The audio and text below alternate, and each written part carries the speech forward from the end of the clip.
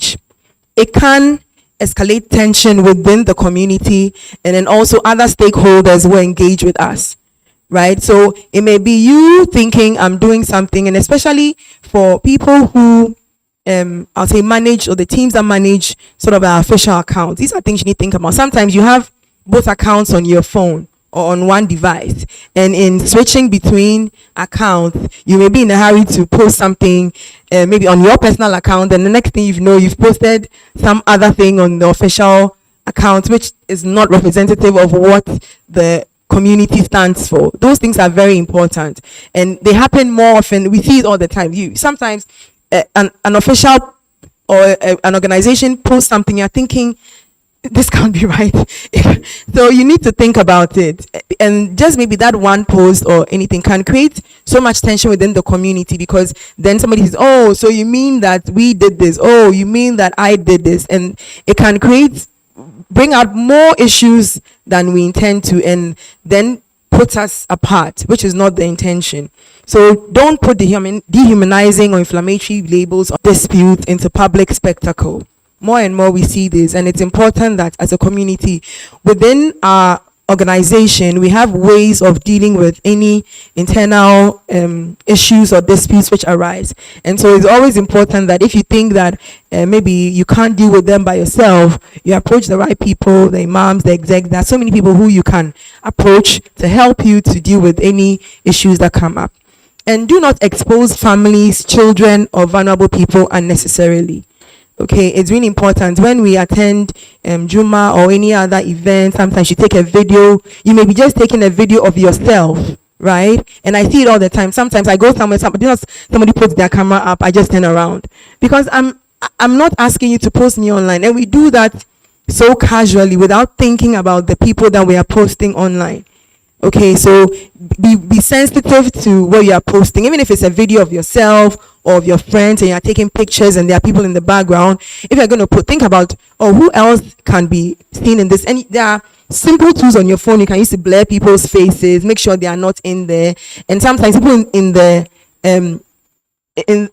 bid to do good, to donate to people and do your sadaqah and all of that, you go and donate to somebody, and without their consent you take a picture and you post it online. Okay, we need to think about some of these things, ask for consent and all of that. And mobilizing online harassment, we see it more and more. I mean, Haja Sama has gone into it. People pay people to harass other people. It's an actual thing, an actual thing. So it's something we need to think about. And then using official statements for institutional matters. So like I said, making sure that if you are posting something on the official page, is the official page. If you are reposting something from the official page, you are reposting it with the correct context, with the correct captions that do not mislead or would sort of bring disrepute to the community. And cybersecurity is community protection, right? There are all these fake pages, donation scams. When we have mass meeting, sometimes there's a link or there's a number put out for contributions and all of that. And there are funny people who may forward that same post and change those numbers and put their own numbers there. And then we are wondering why on this day nobody is contributing, So it's things that we need to think about. Right? When you are posting something, sharing something, are you verifying that the number or the link that is in that post is the correct one? That you're not inadvertently forwarding to people who you care about to be scammed of things, and not just about things around us, but around everything else that you do. When somebody says, oh, there's a job somewhere, you send them a link, and it's just allowing other people to have access to their own digital space. There's things we need to think about. Then hacked accounts and WhatsApp groups. I mean, I don't need to tell you those. They happen more often than not. Phishing links, impersonations, blackmail, and online those things happen a lot. I mean, as a lawyer, you hear some of the wildest stories and you just wonder what people are thinking, right? And it's also because people do not realize that there are actual laws that can protect people, and so they think, oh, this is Ghana, nobody will find me. But we now know that people come online, they even cover their faces, but the police are able to find them because we can't find you. We can track you using your IP number and so many other things which may be embedded in the things that you post and the things that you share. With privacy and consent, I've already said that not everything captured should be shared. You don't, I mean, sometimes we take pictures and things, but do you necessarily need to post 200 pictures of the event that you attended with all the people in the background? I mean, is that what it is about? You don't need to repost every single thing or share every single thing. And especially when it comes to personal data, names, phone numbers, addresses, images, location, school information. And like I said, please, let's think about our children a lot. Let's think about them. The things that we post about them is important. And that's why sometimes you see some of these celebrities, when they post, even when they are posting their children, they cover their faces or they blur their faces, because it's not just, oh, we don't want you to see what our child looks like, but then you are creating an unsafe environment for children who cannot consent to being online, even though you are online. Okay. Then content ownership. Okay. Using the fact that you are using somebody else's content. Okay. Somebody else's music, right? Somebody else's image, another picture than somebody has taken. Yeah, it's good. Sometimes we think, oh, just crediting the person. So you just say music by something. I see something now that the Instagram people do where they say, we are not the owners of this, da. It doesn't protect you. Saying that you are not the owner doesn't protect you, because you are using somebody's intellectual property for your gain. And the fact that you say it doesn't belong to you doesn't take away from the fact that you still used it. You still use my intellectual property. So taking images from Google, okay, you need to be careful which images you are using on Google. Not every image on Google is for public use. You need to think about that. There are some people's images that are not for public use. And that's why sometimes you see people emailing and say, please take that down. And some people will just not even email. Oh, you are there, you receive some sort of notice from a legal institution, a letter asking you, and those comes with different repercussions, right? Copying somebody else's design, editing someone's out of content, monetizing like things without consent, right? There are people who may come for an event, record it, and then go and sit behind a paywall and then say, oh, everybody should pay 10 CDs, and sometimes you think, oh, it's just some small amount, but if it's 10 CDs and it's 100 people, just imagine how much money that person has made from somebody else's content, right? So we need to think about credit is good, but credit is not always permission. The fact that you credit me didn't mean I gave you permission to use my content. So if you need to do that, you need to think about that. Then digital channels operate in a regulated environment. So official WhatsApp broadcast should be accurate. Donation appeal should be verified, account numbers and contacts. All of these things, especially when you are sending out bulk messages and public communications, it means that you have somebody's personal data and you're sending these things out. You need to be aware of who you are sending the information to and what is happening around that. And don't just send things to people who, some people go onto other people's WhatsApp pages and then they collate all the numbers there, and you're just sitting there something and you're receiving random messages like, how did these people even get my number? It's against the law. Okay, you can't go harvesting people's numbers and personal data. People move from one, they join every WhatsApp group just so that they can create a long list of data, and then you are there, they just send you whatever it is. I mean, we all receive these things randomly. I'm thinking, what is this? Right? So let's be sure of that these things that we are sending out there, we are protecting ourselves. And then for people who run official pages, for schools, for our branches, for our region, for the nation, like everything, you need to think about who owns the page and what the values that they stand for. And then if there aren't any policies, we need to think about that. So you could go back and say, what's our social media policy? Okay, it's important that we have guidelines on the things we can post or cannot post, the things we can say, who the admins are, who has approval to post. The fact that maybe you are the social media manager for the day doesn't mean you post everything. There need to be guidelines on the things you can post, how frequently you post. All of these things are important, and we need to think about, especially when it comes to things around fundraising and all of that. We need to think about it. Then sometimes, yes, there's a WhatsApp message you need to respond to, but responding badly can also create a second legal problem. You want somebody ask you a question and you want to respond. It's important that when you are responding, you think about what it is that you're saying. So like I said, taking screenshots, somebody insults you, so you take a screenshot and you broadcast it to 1 million people, right? all of these things are things you save URLs, you preserve original messages, there are things that you need to do. Sometimes you do it with the intention of creating a track of things that have happened, right? So that in the event that somebody comes for you or you want to go against somebody, you actually have the structure to go against them in a way that is constructive and doesn't necessarily hurt you or your brand or your online presence, or to a bigger extension, the Ghana Muslim Mission.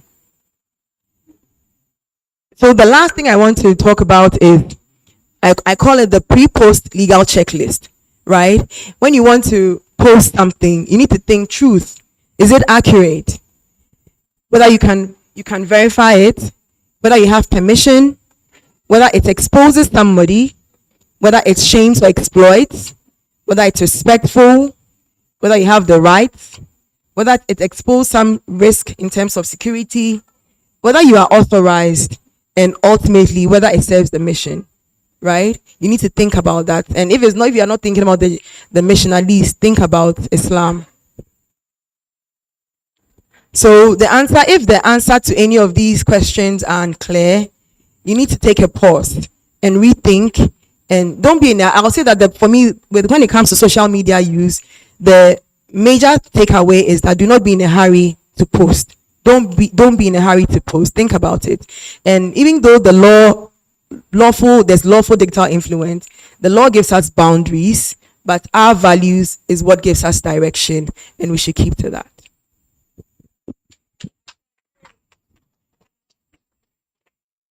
Thank you very much, Hajiya Asia. Hello? Yeah, I think you've all learned something. Should I come around again? Should I go to the guys or the ladies? The guys? The lady says the guys. So where do I start from? Chairman, thank you very much. So tell me one thing you've learned. One thing I've learned. But I'm happy to take questions as well. Yeah. It was a question. Yes. So we'll come to questions. I have 5 questions. Personally, I have 5 questions. So let me just say, I'll select about 3 people to ask questions, then we'll continue. All right. So the question is, more often than not, or probably in recent times, we've seen content creators go around taking images of people without their consent. And usually, what they usually say is that it's a public place, and so therefore they have the right to take those pictures. Quite recently, I came across a video where someone was being heckled by a police officer, and the person was taking video of the incident, and the policeman was like, why do you have to take a video of me without my consent and stuff? But then he was saying there's nothing wrong with that, and so because the policeman is a public officer and it's within like the public space, and so there's nothing wrong with that. I want you to educate me on this very incident. Thank you. The gentleman has taken my first question, so 4 more to go. Would you want to respond? Okay. I just take a few questions and I can answer all of them. My question is, in your delivery, you said we shouldn't use fraud to people. Please, I want to know if you give us a lenient word to use so that the law will not come to us. Please, you get a question? Yes. Okay. 1 more. Okay.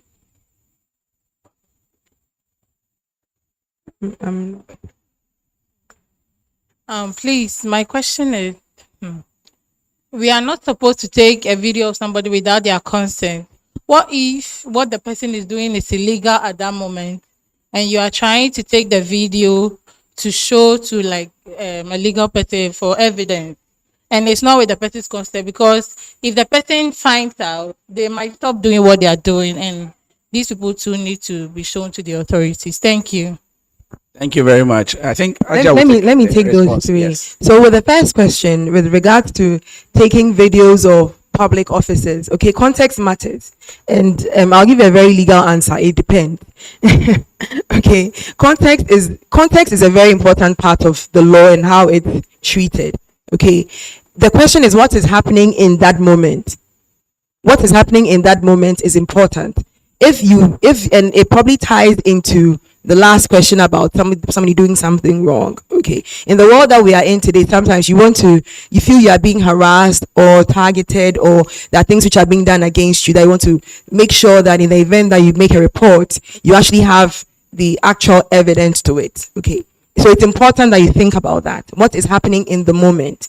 That's important. The next thing is that it's not a blanket, or you're a public officer and so I can record you. Right? You can't just go into the CID and start recording people because it's a police station or whatever. There are rules to things. And I mean, if it's on the side of the road and there's things happening and they say, oh, I want to search your car, I want to search this, I want to do that. And you think that you are being unfairly targeted, there's a way to do it. But you also need to think about whether in that moment saying, I'm going to record, because I see videos where somebody saying, I'm going to record you. Do you know I'm recording you? You are probably unnecessarily inflaming the entire event and escalating it beyond what needs to be done. You could discreetly record the person without them knowing. When people do that, so you need to think about context, what's happening, and how you can keep yourself safe in that moment. That's even more important than recording somebody. You record somebody and then they hit you on the head and then you are dead. What's the import of having recorded that thing at that moment? So context matters, and we need to take that into account. With regards to people doing illegalities and things, the purpose for which you're recording it is important as well.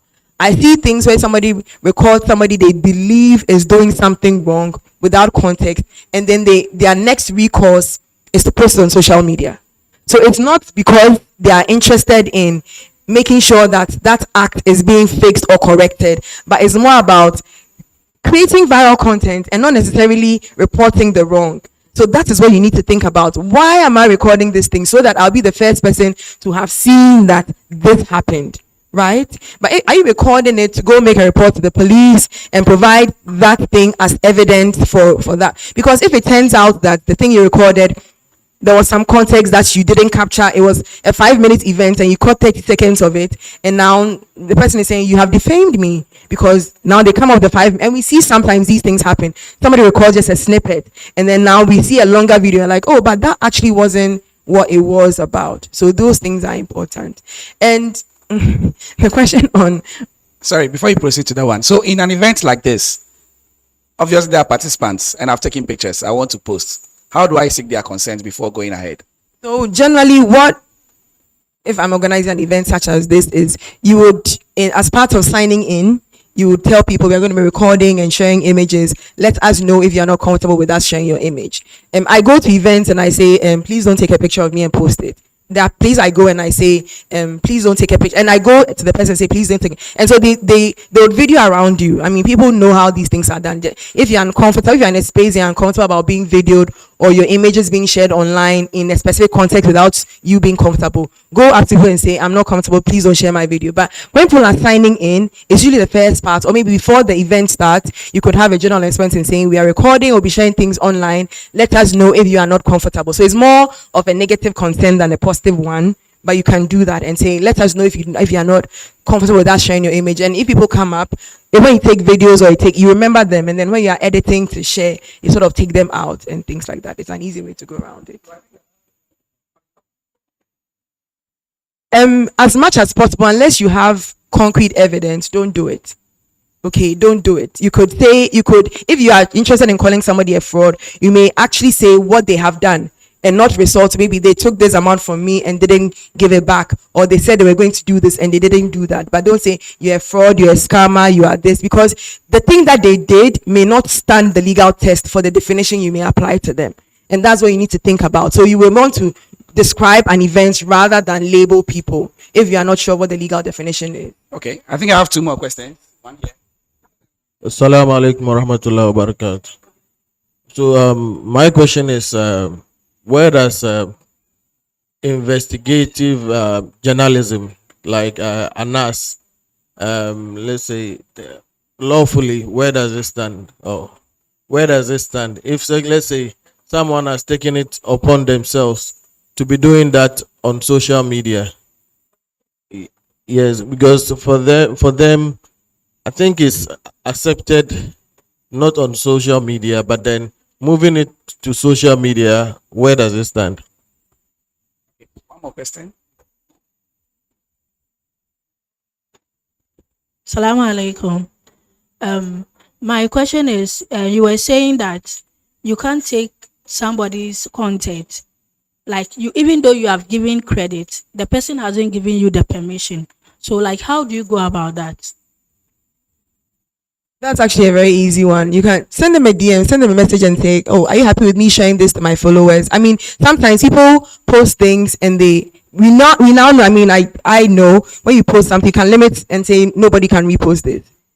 And so people post things and you can't repost what they are posting. But they can see somebody goes onto a thing, if they can't repost it, they go on there and then to do a screen grab and then still go and repost it. I mean, that is literally wrong. So if somebody is allowing you to repost and reshare, you can tell. And then obviously that's sort of implicit consent and it's defendable. But if you are sort of probably going to share it on other media, so if it's on TikTok and you're not just reposting on TikTok, maybe you are taking it outside of that medium or other things like that, it's good for you to just send them a message and say, "Hey, are you okay with me sharing this?"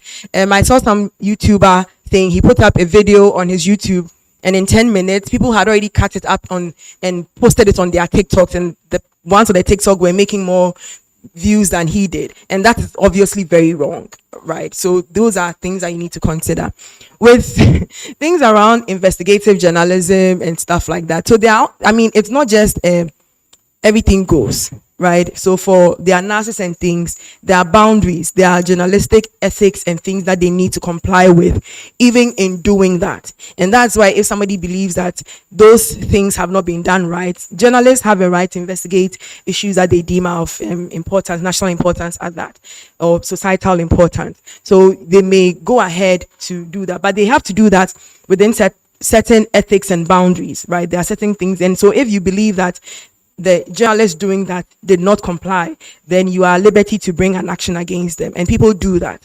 With regards to these social media vigilantes, I'll call them, where they decide that they have taken it upon themselves to go and do some sort of investigating or unearthing of something, right? One, those people are probably not journalists and are not operating under any ethics or guidance or even professional bodies which could protect them, because sometimes even the journalists, their professional bodies could protect them and come at you if you want to come for them. But if you are on social media deciding that your job is to expose people, then it means that you are setting yourself up for a lot of legal issues, and that is definite. And in the case of people who do political exposés and social media exposés and all other things, if you believe that a crime, I'll say this and say it again, if you believe that a crime has been committed, please, if you have evidence of it, take it to the appropriate quarters. Do not be a social media vigilante, because that is not where crime is sanctioned, or that is where crime is punished, not social media, right? If you think somebody has done something wrong and you post it online, and then what is the point of that post? Is it only so that people would know, right? I mean, there are fine lines and boundaries, and so in the legal answer to everything that I say, it depends. And in everything you do, context matters, and that's why I keep telling you that you need to take a pause when you are posting or sharing something, and try to decipher what the context is, whether you have it. Is it truthful? Can you verify it? Is it safe? Is it legal? Are there any issues to it? Am I uncertain in my mind what this whole thing is about? And when you have answered all of these questions in a very satisfactory way, at least you are comfortable and you are willing to put yourself out there, then by all means do that. But at the end of the day, also make sure that it aligns with your values and what Islam teaches us to do. So with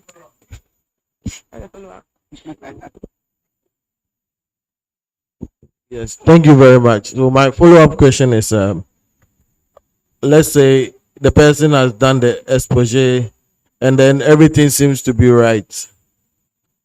When he's taking on at the law, or like he's taking on at the court, does it bind him like, okay, he has exposed someone, so he's free to go, or he might be facing jail time or something like that? It depends on what. So there are, like I said, there are criminal sanctions and then there are civil sanctions as well. So if it's a criminal sanction and it turns out that the law deems that you have done nothing wrong, then you are discharged and nothing happens to you, right? But if it's a civil sanction, the test or the test for proving I'll say guilt, quote unquote guilt, though not in civil, there is no guilt for proving guilt or wrongdoing in this sense in civil law is the test is lower than in criminal law. So you may go free on crime, but you may be liable in torts for having committed some wrong against some person. And so those are some of the things you need to think about, that not everything would be, the law may not find you criminal and have done something criminally wrong, but then it's likely that the civil court may have found that you have done some wrong in which you could pay for. Thank you very much, Madam Asia Nete Esquire. I believe we've all learned something, and it's going to impact on our social media practice. Well, let me just chip this in. This particular training or this particular session is in two folds. One is to equip us, because you realize that when the General Secretary was speaking, he said we are going to harness the resources that each and everyone has to boost the image of Ghana Muslim Mission online.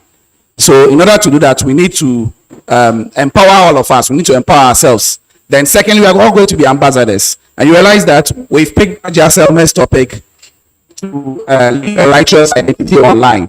And we are also being educated by Hajiya Asia Nete on the ethics, how to be safe when posting online. So we are also going to zoom into another session that has to do with the role of digital media in today's world. The role of digital media in today's world. And that is going to be handled by no other person than our very own Mr. Carrington Amo. Is a household person. We don't need to introduce him much, isn't it? We all know him, don't we? Yes, so I don't need to talk much. In fact, he's becoming one of us of late. So, audience, our facilitator, Mr. Carrington Amo. Mr. Carrington, over to you. Thank you all very much. Can you hear me? Sorry. So before Mr. Carrington starts, as you can see, we are being served with something light on our tables. So on the program, we were supposed to have a tea break. So that's the tea break, because the time is far spent. So we are going to have our tea break. But then I want to encourage all of you to listen as you are taking your tea, inshallah. So after each session, we are going to go for Zuhur prayer, and then we come back to continue, inshallah. Thank you very much. Over to you, sir. Thank you all. It's so good to be here again, and I'm sure I see some familiar faces, and I also see some new faces. So yeah, and I'm happy that we have a full house today. Today is a Saturday. You could have been anywhere, but you chose to be here, so that's great.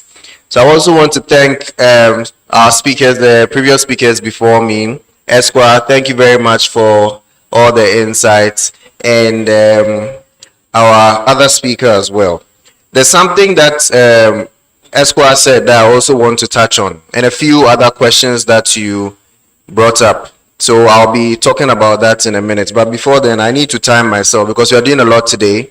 So I need to time myself. I think I have 30 minutes. So I've started my clock. All right. So some of the things that you talked about, because the topic of cybersecurity is also something I'm very passionate about, because that is a field I am also in. So, but before the cybersecurity, there was a mention of how the algorithm works. I think somebody asked the question about how when you are browsing something online, by the time you realize you are seeing it everywhere. Did anybody ask that question? Yes. So I'll touch on that in a bit. Okay. When you're browsing, right, there's something called cookies. Have you ever come across anything like that, where your browser asks you enable cookies or don't enable cookies, right? There's something also called breadcrumbs. Are you familiar with that too? So cookies and breadcrumbs, those are two things that the algorithm studies. So whenever you visit a site, you click a link, there are small traces of your activity online. You clicked on let's say a shoe website, it has recorded that. You click on clothes website, it has recorded that. Now when that happens, there are so algorithms are in different types, right? There's another group of algorithms that are solely dedicated to pushing ads to you. That's their job. So they are triggered by your online activity. So when you go and click on a shoe website, or you visit or you typed shoes for sale in Ghana, then immediately that action is triggered and then it starts sending you ads. Now, how many of us run social media ads? Who has run a social media ad before on Meta or anywhere? When you're running an ad, right, you bear me witness, it asks you for a demographic, doesn't it? It asks you for keywords, doesn't it? Good. Those keywords are what people are typing on their browsers, those things they are searching for. And now, because there are so many people running ads at the same time, it becomes an auction. Have you ever been to an auction before? Then they're just sending it to you. So you see that you see just one. You see multiple as you scroll along, right?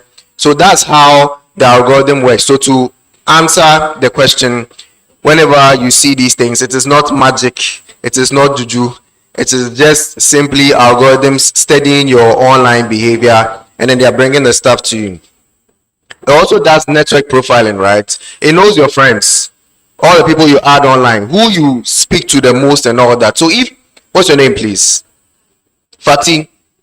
So if Fatih is my friend and Fatih likes to look up shoes online, then the algorithm understands that then the probability of me also liking shoes is high because we are friends and we speak a lot. Then it starts sending those ads. So you see sometimes there's an ad I'll see and there's the same ad you will see, right? So that's how the algorithm works. Just to give you some insights, thank you, some insight into what it does, right? Now another thing Esquire also spoke about was you know, when you see stuff online, like those who are sharing stuff online, right?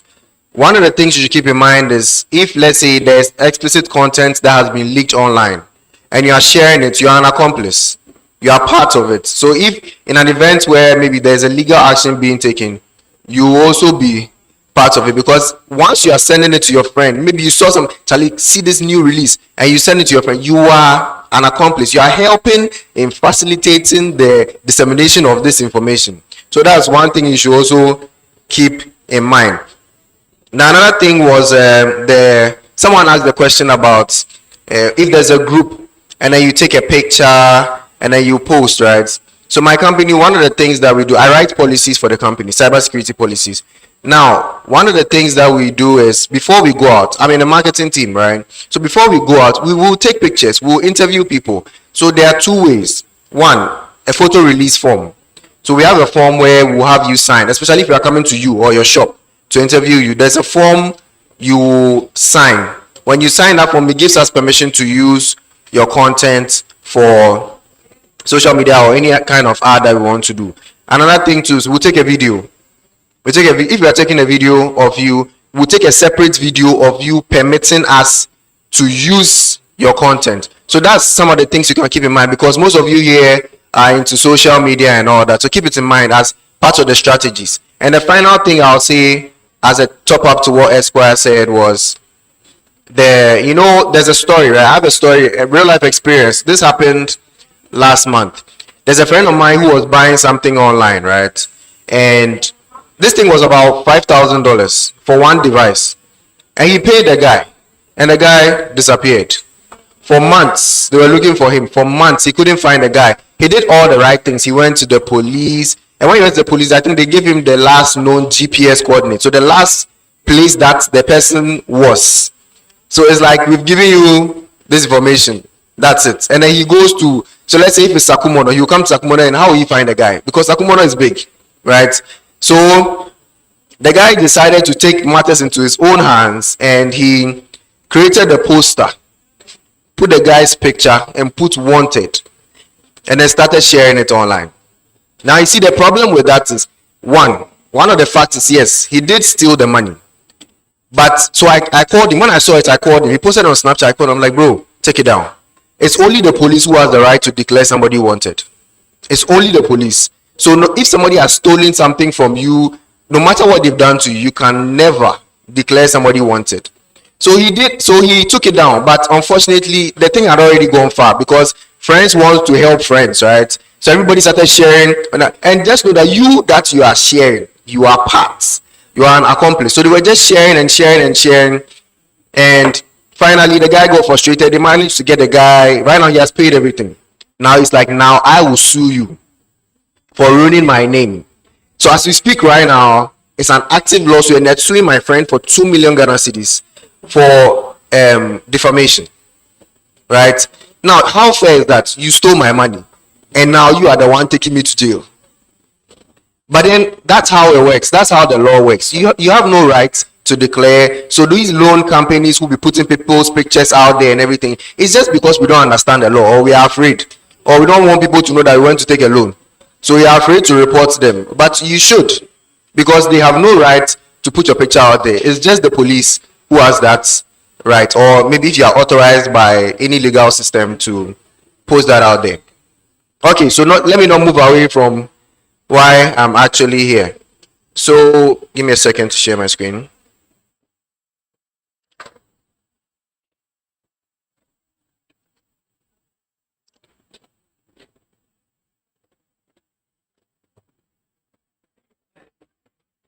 Okay. Can you see the screen? Okay, let me use this one.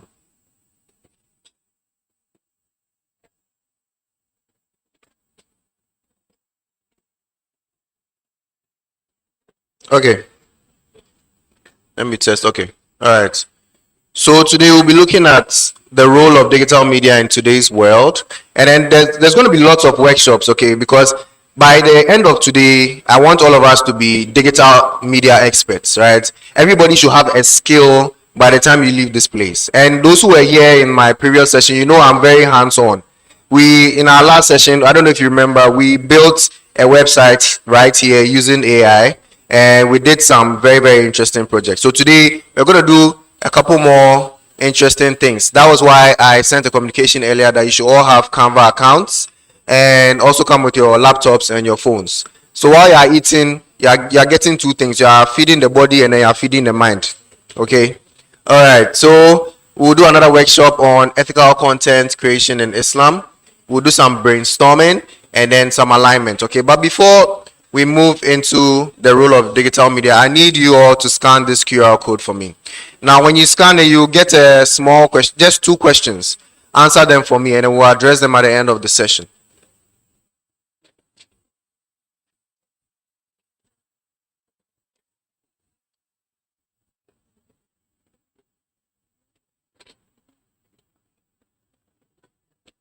Please scan this QR code and then answer the questions that you find inside there. So.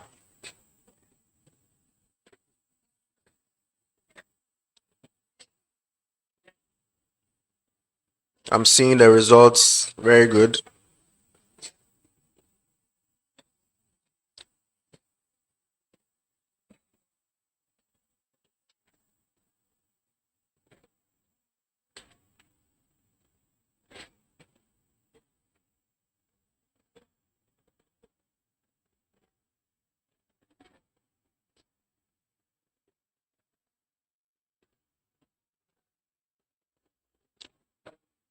When you're done, just raise your hand. Wait. Give me a second. Try it again. Try it again and see if it's coming. Yeah, please try again. Refresh.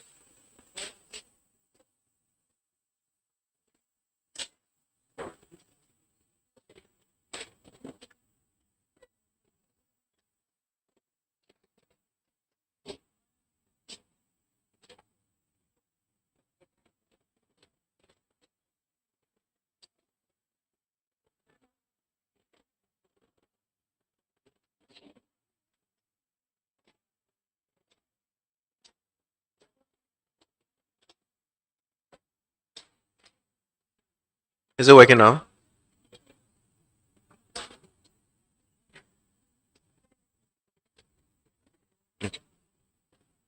Assalamu alaikum.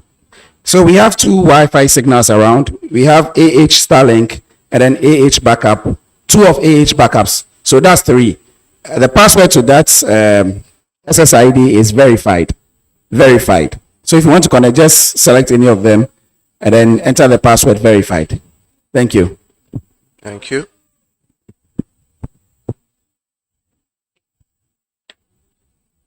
Are you all done? Yeah, just 2 questions. Hello, assalamu alaikum. Please link the Starlink for us. The streaming team is using the Starlink, the one with Starlink. So use the AH backup and then, the AH backup. You can connect to any of them. The password is verified, but leave the Starlink, okay? Thank you. No, that's fine. That's recorded, yeah.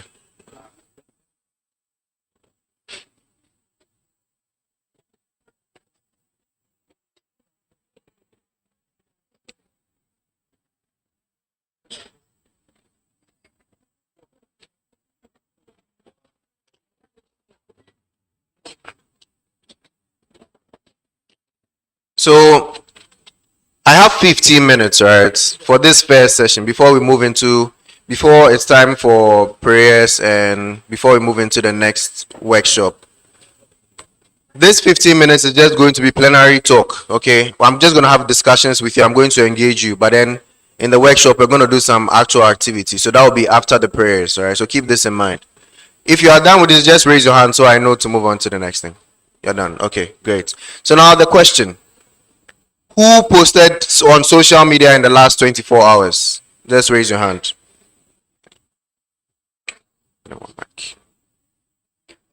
Who posted on social media in the last 24 hours? But before then, I have a question. Can I see the hands of all those who actually own social media business accounts? If you have a social media business account, just raise your hand. I won't call you. I just want to know how many people. We have one. We have two. Anybody else? So if you don't raise your hand, I take it that your social media is for personal use. It's not for business. Is that correct? Is that correct? Okay. All right. So who posted in the last 24 hours? You did. Anybody else? Okay. So if I increase it to 48 hours, anybody? Who posted in the last 2 days? You did. Nice. Who posted this week at all? Okay, so I'm going to pick a random person. You tell me what you posted and why. Okay.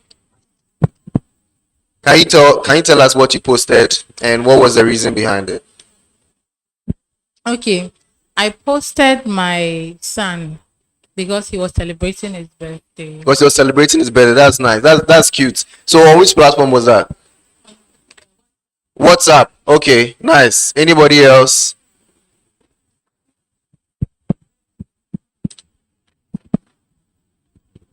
Yeah.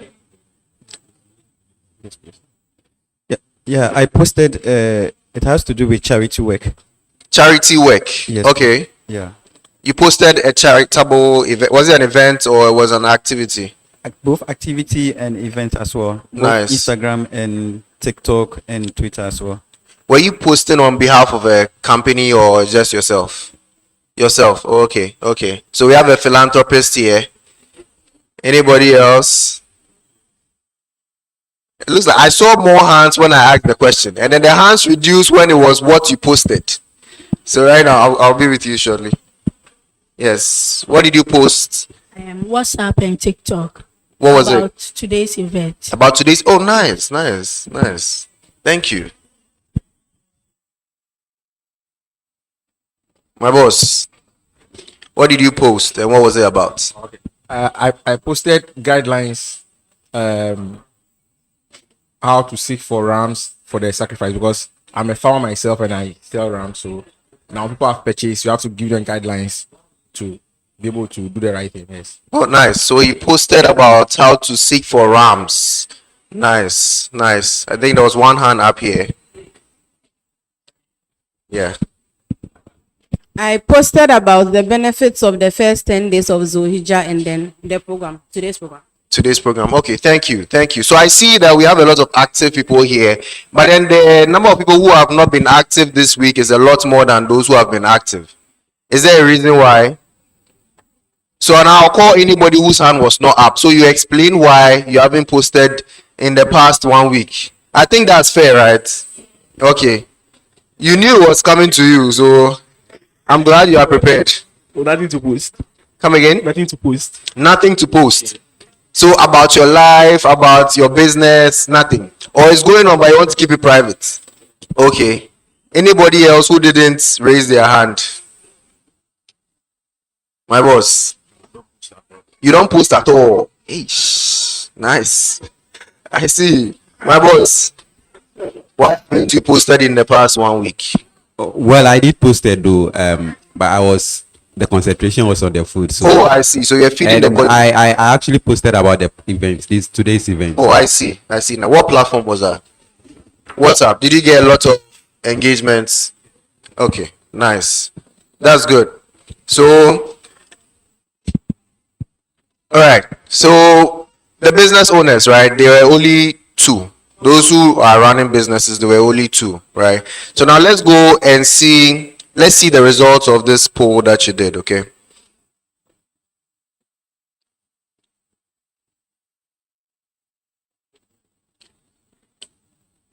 I don't know if you can see from any of the screens here.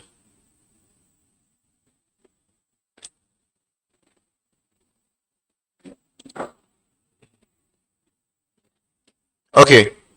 So looking at this poll, right? We have Instagram and Facebook dominating as the highest platforms that we are on, right? And then Twitter is like, hey, people are still feeling okay. It's still populating. Anyway, so it looks like Facebook is leading. Initially, it was on the same par with Instagram, but then it looks like Facebook is leading, with Twitter being the least, right? Now, the interesting thing about this is the number of followers. Now, collectively, I think if I take a rough guess, right, we are over 20 people in this room, right? Now, collectively, between you all, we have 200, 700, 1,600. These are all followers. So 1,600, 200, 50, 700, 2,000, right?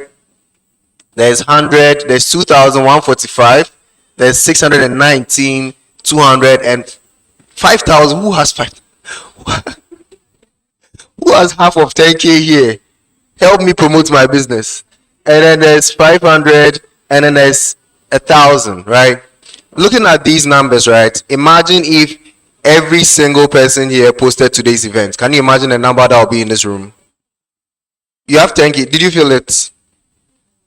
Oh, okay. So we have 10K here. So imagine if every single person posted about this event, right? You can imagine the reach of this, because collectively this is like, if I'm not guessing right, maybe like about 50,000, right? We can hit like 50,000 people in this space. Now, give or take, of course, some people, not everybody is going to come and not everybody is going to see it. And you definitely have some duplicates, because there's Facebook, there's Instagram, and then there's Twitter. It's probably the same followers repeating across these platforms. So that just tells you how much these are the eyeballs that see your activity on a day-to-day, right? So it's important to keep notes that whatever you do out there, people are seeing it. Like our Hajia said, whatever you post, you can't take it away, right? I know people who have lost jobs because there was a quick search on their Twitter and they found some inappropriate stuff. There's an issue actually ongoing right now. Black voter. You heard about it, right? Now, these are posts he made how many years ago? This was 2010, if I'm not mistaken, right? 2011. Now, a post was made in 2011. Whether or not he is no longer that person, do we know?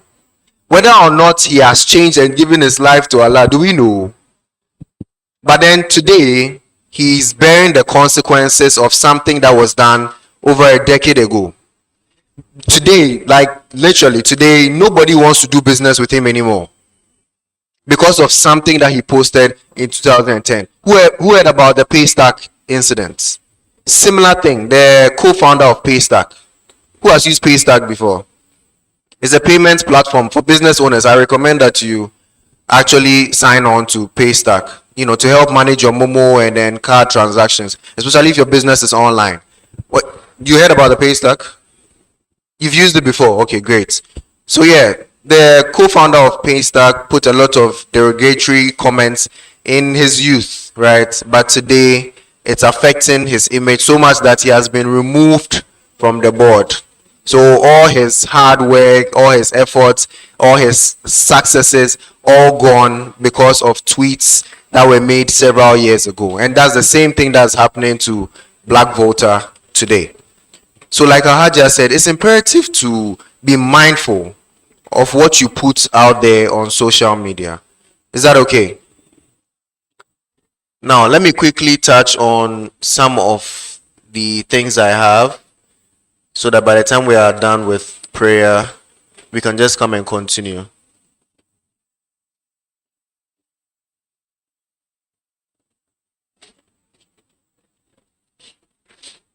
Okay, all right. So Ghana has over 200 million internet users. WhatsApp and Facebook dominates, right? Another thing Haja said that I like, she said, if you don't tell your story, others will tell it for you. Okay, we are doing so many amazing things at GMM. We are doing so many initiatives, so many programs, and all of that. It is because we want to shape or create a narrative, right? A narrative that informs people of who we are and what we are doing, right? Now look at this influence. Everybody here is an influencer.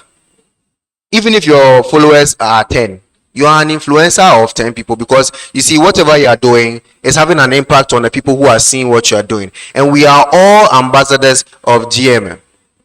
Everyone here. So it's imperative to know that whatever you do or whatever you are putting out there is a reflection of the organization, good or bad.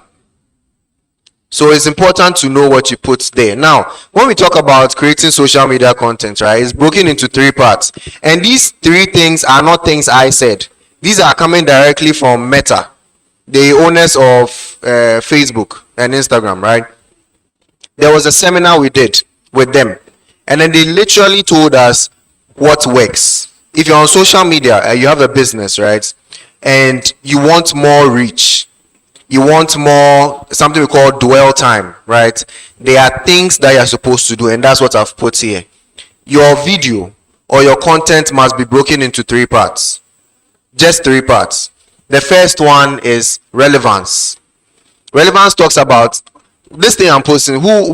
How important is it? What sense does it make, right? And then trust, right? Who is posting it, and why should I trust the word of the person who is posting it? And then number 3 is emotion. Whatever you post should evoke emotion. That's why when you're posting on social media, they say always add a call to action. Before you call me to action, I must be moved to take that action. Otherwise, your call to action is noise. You can't come and post something I don't relate to at all. Maybe I'm here, you're talking about space trips, you're going to space. That one does not concern me. So even if you add a CTA, I will not click on it. I will not follow your website, and I will not follow your channel. You understand? Right? So there should be relevance, which then speaks to your target audience. Who are you targeting? Where are they? What's the demographic of these people? What's the age group of these people? So those are things you have to look into when you're putting social media content out there. Now, Ghana Muslim Mission Youth has a presence, right? But the gap between its mission and its online footprint is large, right? And then we'll look into why in the subsequent slides. But then you realize that sometimes there are people on social media who get so many engagements, so many likes, so many follows, but there's not a lot of depth to them. They're not really putting anything that's making sense out there. But the thing is, the difference between you and them is, 1, they are consistent, and 2, they are active. They are actively pushing our content out there. They are actively, and even if the content doesn't make sense, they are pushing it out anyway, and they are getting the engagements that you seek. You who has more quality, you who has more depth, you are not reaching as many people as you should because of this gap here. Your lack of consistency and your lack of definition. What is your content about, and who are you targeting? Okay, what are the things we'll look at now? So what I'll leave you with is a strategy, an ethics framework, and a content idea you make yourselves here. So these are things we are going to do today. So expect this by the end of this session. Now, what to emphasize? So now, relevance, right? So now that brings us back to what I was talking about. Does it speak to the viewer's life? Let's say a photo of a community iftar showing joy and belonging will always outperform a formal announcement. Okay, let's say this event, we give out monies, or maybe give out new iPhones. Now, if you go and post, sorry, my time is up for this, but I'll continue. Now, if you post these 2 things, right? Imagine you posted this event, an upcoming event at Kolegono, so and so time. You made a post, and now you made a post at this event. iPhones were given. Which one do you think will have more interaction? Why? Because it's relevant to them. They may not need an iPhone at the time, but the fact that it's interesting enough, you saw that these things happen. That's why Esquire, was it Esquire or Haja? One of the speakers mentioned that you taking a selfie here alone is enough. Now you saw your number of followers, right? Collectively, I was saying that roughly 50,000 people, right? And then everybody is posting this content. Imagine the reach. Imagine the reach. This also goes into the quality of content you are posting out there, right? As representatives of the Muslim community, what are you putting out there that is actually dignifying to Allah? Because I want you to get this wrong perception out of your minds, right? Posting things that are religiously significant should not be boring. Most of the time, that's what people think. No, nobody wants to hear about that. You can find ways to tweak these things to make them interesting and relatable to every single person, irrespective of their background, race, or religion. You understand me? So that's what we'll be exploring here today. Okay, now trust. Now, remember I mentioned that because I'm in the marketing team, we engage people a lot, right? We go and take videos of people in shops because I work at Fido. Yes. So we go and, engage people and then all those things. Now, the thing is, when you're engaging these people, right? If I went as an individual without the company brand or name or no tag on me, if I tell you I want to post your videos on social media, they'll say no. Now, if I go as a company, there's a higher chance of them saying yes. Do you know why? Trust. They know the company, they don't know me. That's the difference. So now, for you to succeed on social media or digitally, right, you have to have some form of reputation.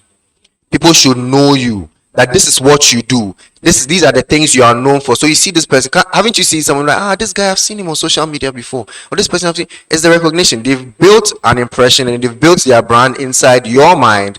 So as a result of that, you know that these people are what? Trustworthy, right? And then the final thing is emotion, right? Posting content that teaches, celebrates, or moves someone always travels further. Who can give me an example of any content before we have 2 minutes before prayers, right? Who can give me any example of such content, right? A content that evokes emotion. You spend so much time on social media, you've come across hundreds of millions of videos, right? Give me one example of content that you know will do well just by looking at it. Have you ever looked at a video and predicted it will go viral and it actually went viral before? No, like TikTok, for instance. You saw a video and then the way the video is, you know that no, this video will go viral. Maybe when you saw it, it was like 1,600 likes.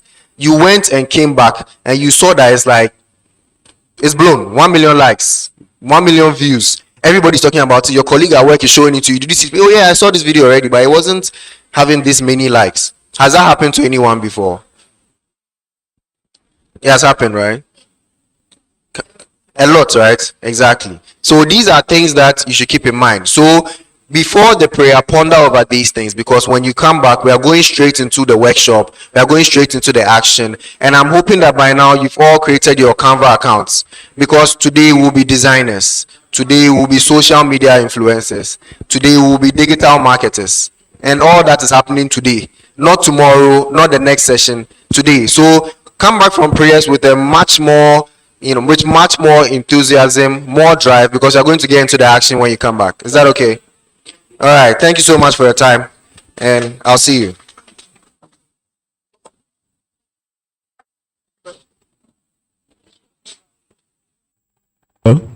Yeah. Thank you very much, Mr. Accrington. So, like I said earlier on, it's 12:15. Okay. Sorry, a minute.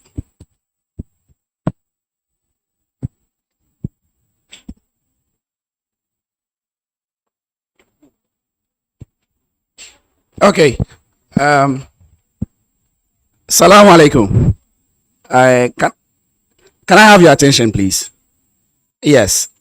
So before we go out to pray, I would like to emphasize on something, and I want to get your attention here. Like I said earlier on, this particular summit is for a number of things. One of it is to resource or empower ourselves. Okay, because the General Secretary mentioned that we are mobilizing all the resources that we can get. So if you are a videographer, you are a photographer, you're a sound engineer, you're a web developer, we are all coming together as one team. Okay, if you're also a content creator or an influencer, you're also coming on board. The idea is to project the mission's image online and to make Ghana Muslim Mission a powerful force in Ghana when it comes to Islamic related matters. So if we don't stand up and join forces to do it, who can do it for us? That is one of the reasons why we are here. So we are all coming together to foster this particular agenda. So I know a number of us have accounts already. We've been asking for accounts from the start. So some of the followers, we know what you have. So what we are intending to do is to have this session, know what is ethical, know what is legal, know the right way of doing things. Then we are all going to brainstorm on how we can create content to boost Ghana Muslim Mission. Now we are going to have a national and official account on most of the social media platforms. What we are trying to do is to project that platform, okay? But then what we want to do from the beginning stages is to create content. Then we all look at it. If this content is good, we are going to post on our platforms. And then we tag the official one. Please, I hope you are following. So you post it on your personal platform, then you tag the official account so that members will also know the official account. I hope we get it. So we are all going through this training together. We are all going to create content together, and then we tag the official accounts to also project the official accounts. Okay, the reason why we are having all these legal trainings, all these identity trainings, is because we know that as humans we have issues. Okay, you don't know all. Okay, so we are having this training to brief all of us on what is good, what is right, and what is not. After we've done that, when we create a content to go, then we blast it so that you realize that we have a lot of Ghana Muslim Mission accounts around, but some of them, the content that is being posted does not reflect the objective of Ghana Muslim Mission. Are we aware of that? Some of the content out there, yes, we have the name, the page name as something related to Ghana Muslim Mission, but the content that is uploaded doesn't reflect the objectives of Ghana Muslim Mission. So we are here to empower ourselves, mobilize our resources, and together we project the image of Ghana Muslim Mission. The image that is in line with the objectives of Ghana Muslim Mission. That is what we are looking at. So we are all a team in this. It's not a competition. Let me emphasize it again. We are all a team in this. It is not a competition. We are just empowering ourselves, mobilizing our resources, and projecting the image of Ghana Muslim Mission. So I want us to come back to the next session with this ideology, with this mentality, so that we can give it our best shot. And then together, when we even facilitate the creation of a particular content and it goes viral, a lot of people learn from it. The reward from that is going to come to us, isn't it? Because we are the team that created it. So come back from the next for the next session with this mentality. And inshallah, by the time we leave here, we would have left here better than we came to meet. I would have left here projecting Ghana Muslim Mission better than we always do. Thank you very much. And it's time for prayers. Can we use 15 minutes? Let's be back by 12:35. Is that okay? Let's try as much as possible to be back by 12:35, so that we can facilitate things. Thank you very much. Assalamu alaikum wa rahmatullah. The name they gave to the sort of content the connect. Yeah. Okay. Let me prompt them. That's the guy there.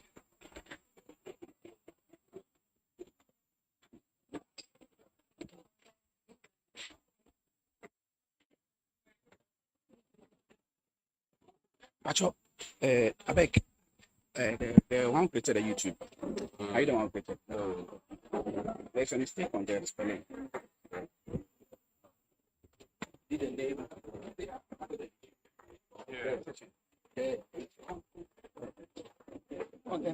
Make it connect.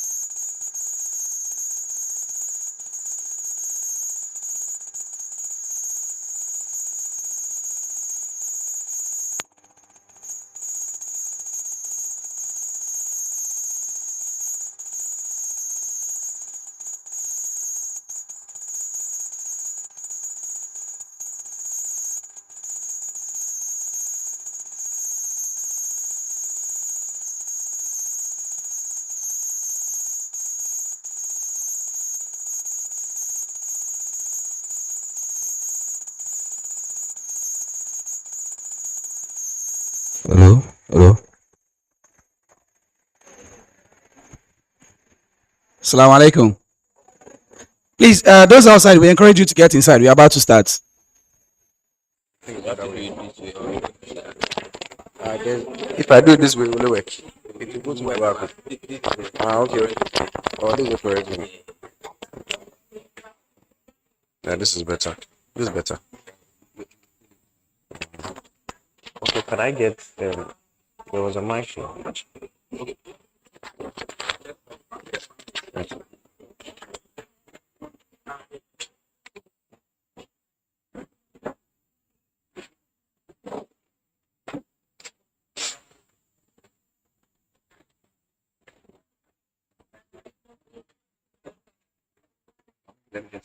Yeah. Okay, thanks.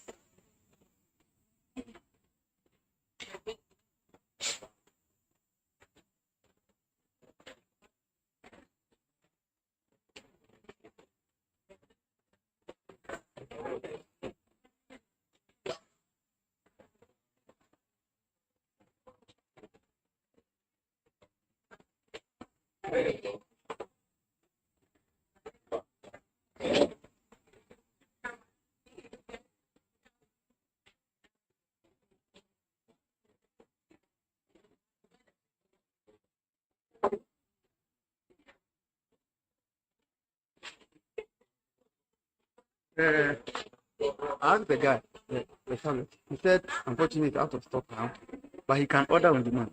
Okay. So Maybe next month. you can let me know, then I'll tell you. I'll take your number. Sorry. Thank you. Yes.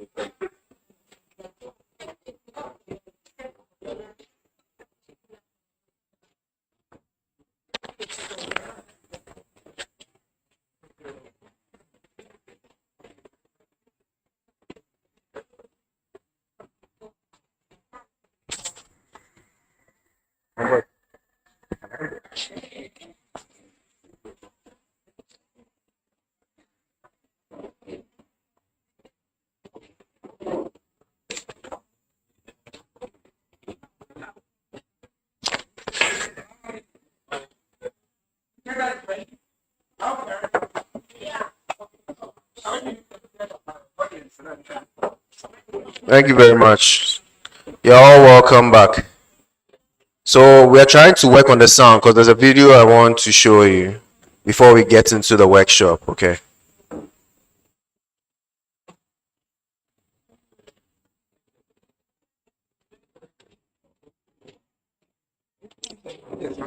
Just put it here. Okay. All right.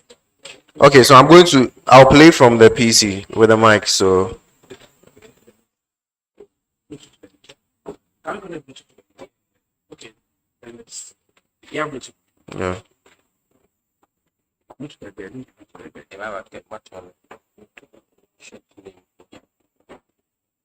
one? Scan again. Scan it.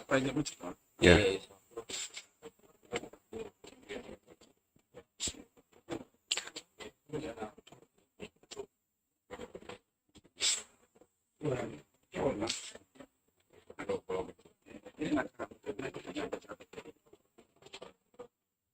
Is it ready to pay?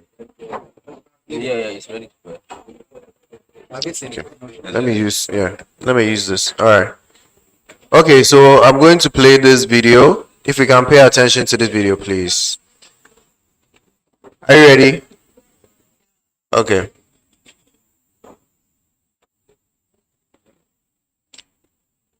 Could die by this time tomorrow. This other watch would die in like 2.5 weeks. This is the Orion Watch Nova 2. And yes, it does last for about 20 days on a full charge. Can even go up to 60 on standby mode. It's battery life is hands down the coolest thing about this watch. The next coolest thing would be its build quality. This watch has a 2.01-inch curved AMOLED display, a zinc alloy frame, candy cane gloss protection, and an IP68 rating. It's a watch that will survive your everyday wear and tear, while also still looking just as sleek and premium as an Apple Watch. Cool thing number 3 would be the fact that you can receive and make calls with this watch. So yeah, if you're at home, your phone's kind of far away and your watch is on your wrist, you could just make a call right there on your wrist. Tell me that isn't cool. You can also use AI to create watch faces on this watch. You can use this watch to find your phone if it's missing. This watch has a lot of features. And so does this other watch, the Watch 6. It's a budget alternative to the Nova 2. I go over both these watches over on YouTube, so if you want to find out more, please go watch that video. And then for those who want to get the Watch Nova 2 or the Watch 6, just check out Oraimo's website or store app. Use the coupon code 5% off. If I charge both my Apple Watch and this watch to 100%, my Apple Watch would die by this time tomorrow. Okay. All right. So we all saw the video, right? What are some of the things you immediately notice? First of all, would you consider this a good ad or it's just okay? Anybody?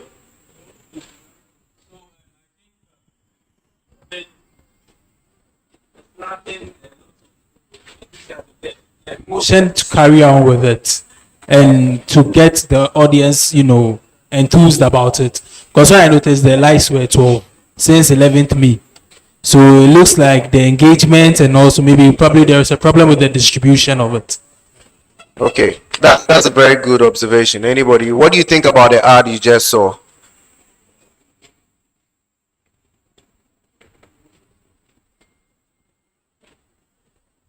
Okay.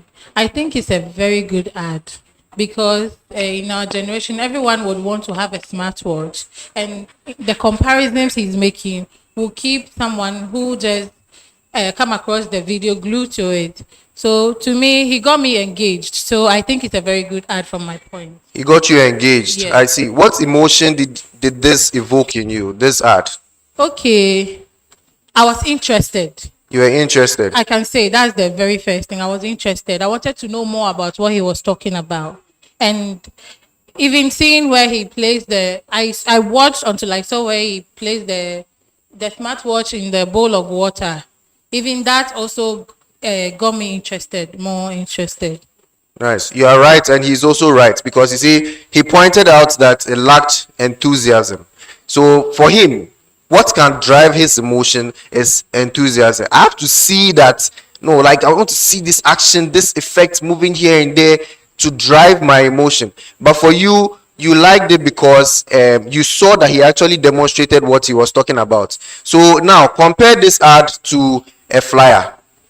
Same watch we are selling, but the flyer says, oh, it lasts 2 weeks. When you scratch, it doesn't do so and so. Compare that flyer to this video. Which one would convince you more and why? Anybody?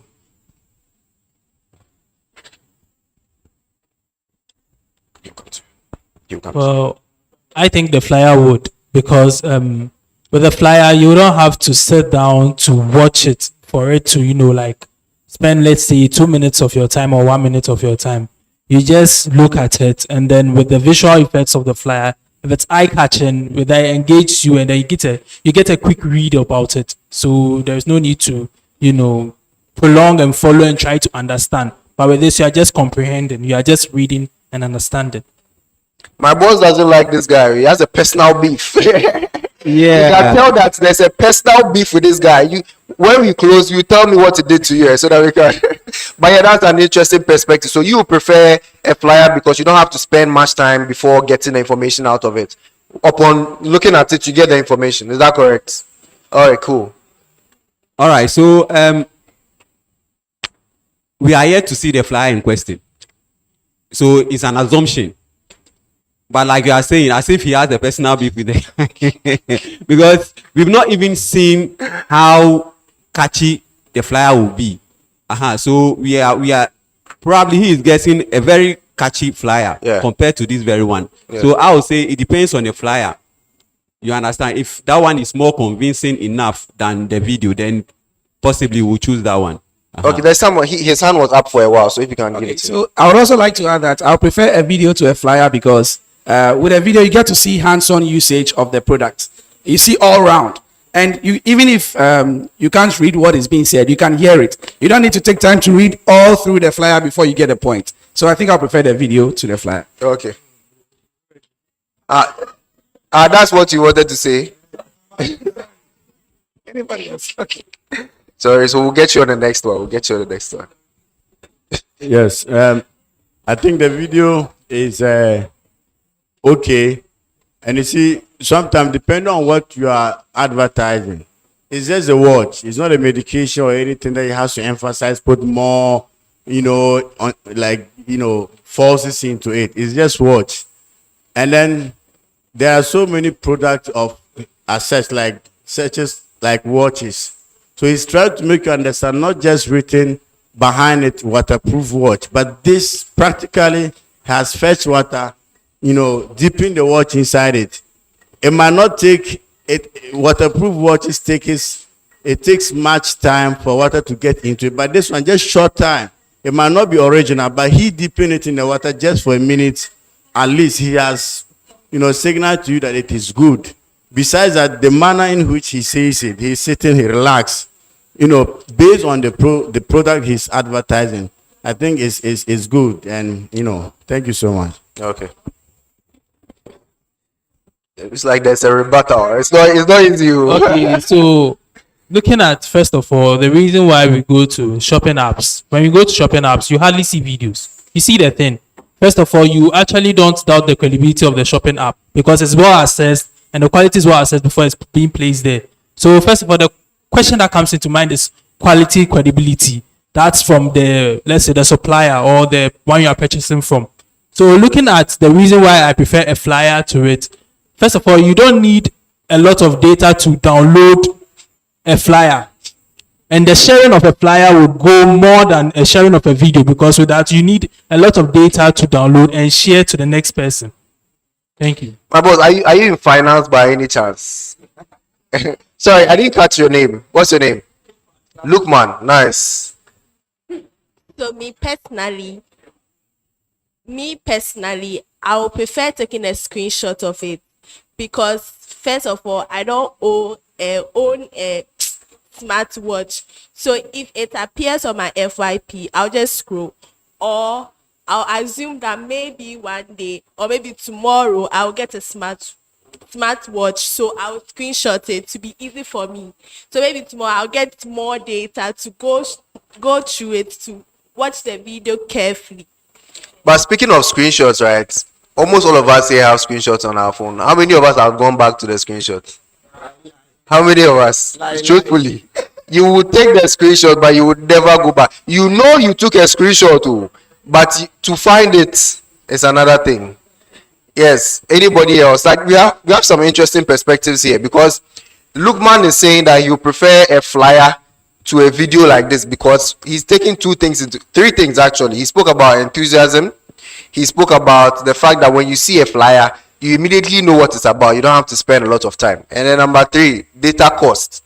So the amount of data you spend watching a video is more than what you spend just looking at a flyer and then getting all the information. So if you're a business owner, please know that we have people like Lukman, so that when you are doing your video, you also do, and that way you are serving everybody. So you add that to your lookalike audience and your persona, okay? Yeah. So I will also go for the video. You go for the video? Yes, because look, my Anna is 4-2. No, it's 4-1. Okay. Because most of us, we find it lazy to read, especially when you are on social media. But video, if it's eye catching, you are forced to stop and listen to what the person have to say. So I will go for the video. Okay. Do I need to play the video again? Because there are some things I need to show you. I want us to break this video down because this is an example. Everybody's opinion is correct, right? But this is an example of a good ad. And I'll tell you why. Yeah. So if I charge both my Apple Watch and this watch to 100%, my Apple Watch would die by... Sorry, it's the internet. It will come.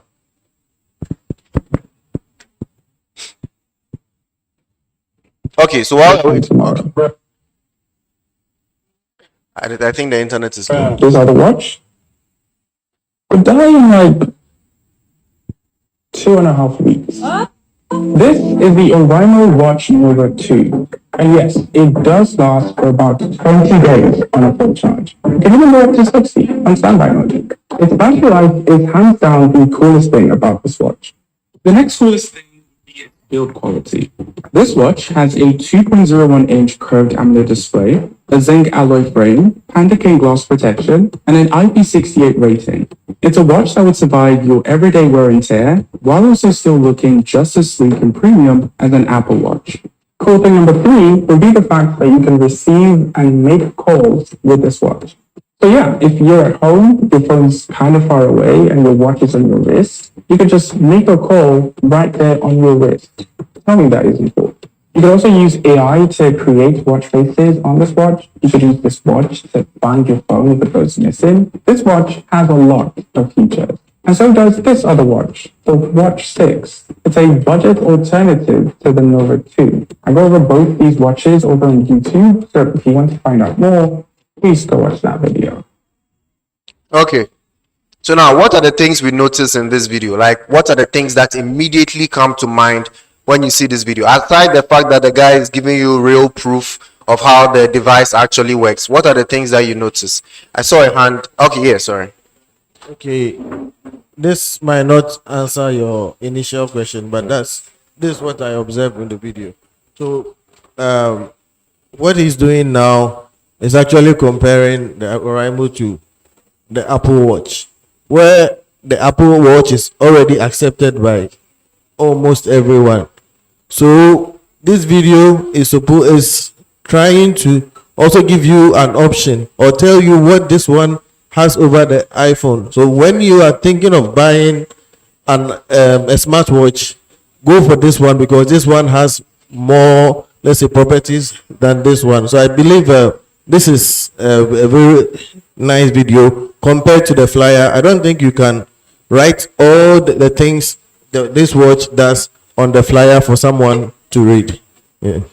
Okay, so now, based off of his points, right, he's saying that everybody likes Apple. I mean, I can't speak for everybody, but a lot of people like Apple devices because one, it's a trusted brand and we trust it for its quality and all the amazing technology that comes with it. Now, this guy is telling you, yes, the iPhone is there. I mean, the Apple Watch is there. But then this is Oraimo. And Oraimo, these are the things that it does, right? So what he did is one, comparison. Okay, comparison. Really works when you're trying to push a product, right? But at the same time, you may need to speak with Esquire to make sure that you are not in any legal battle because Apple is not going to come and look for this guy, right? But if this should go far, they can take some legal action against him. So it doesn't just mean that you should pick another brand or another association or another institution and then compare them to yours, right? So let's be mindful about that. So I need to make that clear. Now, another thing he did, sorry, before that, was anybody else's hand up here? Yeah. What I was coming to say, that's what you just mentioned, that the guy compared to Apple Watch, he could have just said, and this is another smartwatch. And then I also I just don't like the video because the guy is faking acting, like it vexed me. And I think if you use flyer to, based on the information that he's giving, it's a lot. So if you put all that on the flyer, it will be oversaturated. So I'll take the video like as compared to the flyer, but the guy's accent they vex me. So now we have Lookman and Lookwoman. I see. Look, but I see what you are doing. Okay. So right now it is 5-2. 5-2. No, she said she would prefer the flash. She doesn't like the video because you like the video, but you don't like the assets and the fact that he compared.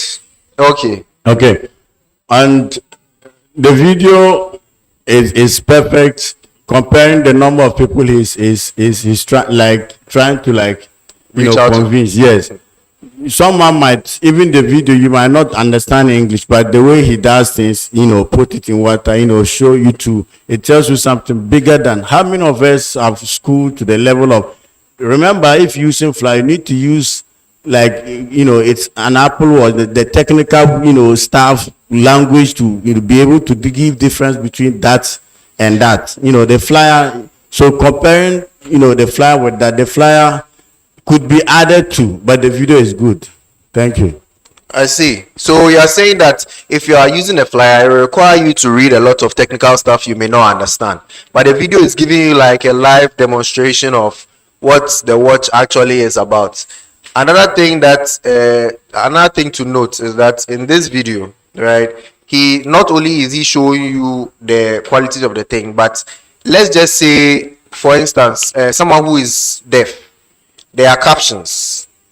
You understand? So that's another thing to also notice. There are captions inside this video. So if you don't want to listen or you prefer reading, you can also read the captions. Yes. Okay, so when it comes to data collection and sample testing, this actually, first of all, the first three things you have to look at is, first of all, the likes and the engagement, the comments, only one comment, and then it was posted, I think, 11th May. That was, I think, a week ago. And with it having 12 likes and then also one comment, if indeed it's a good video and it's eye-catching and has emotion, it would have done better. So with that, there is work required to do, despite it having its video quality and all that. But as a matter of fact, it would have done well if, I don't know if because of the distribution or the time at which it was posted. Maybe it wasn't the peak time where a lot of people were online. So I think all these things come into play when it comes to engagement and then also getting the video to reach far. So you see, Lukman is making a very, very solid point. Okay, it's a very solid point because you see, it's true. A good performing video. How do you measure a good performing video? It's from the engagements. It's from the likes. It's from all these things. Now, a lot of things go into pushing out an ad. Maybe the targeting wasn't done right. That's one thing to also look at. The demographics probably wasn't done right. Like you said, the peak time, and I'm glad you mentioned time because it's part of the things we'll be doing in our workshop. Okay, so very interesting perspectives. I feel like if you want to dwell on this video, we'll take most of the session. So I'm going to move on into the workshop. Okay, but thank you all for your contribution. That was very brilliant. Give me a second. Let me just minimize this. I always can't find my cursor. Okay. All right. So now keep all the things we've said in mind, keep the principles in mind, because it will come in handy when it's time for the workshop. Okay. So now, we hear social media strategy. We hear it a lot, right? But then I want us to, dig deep into it. So we'll do social media strategy and then branding, all right? Now, there's a difference between social media activity and social media strategy. Can anybody elucidate on it for me? Just, ballparking it. What do you think is the difference between social media activity and social media strategy? Anybody? Lukman.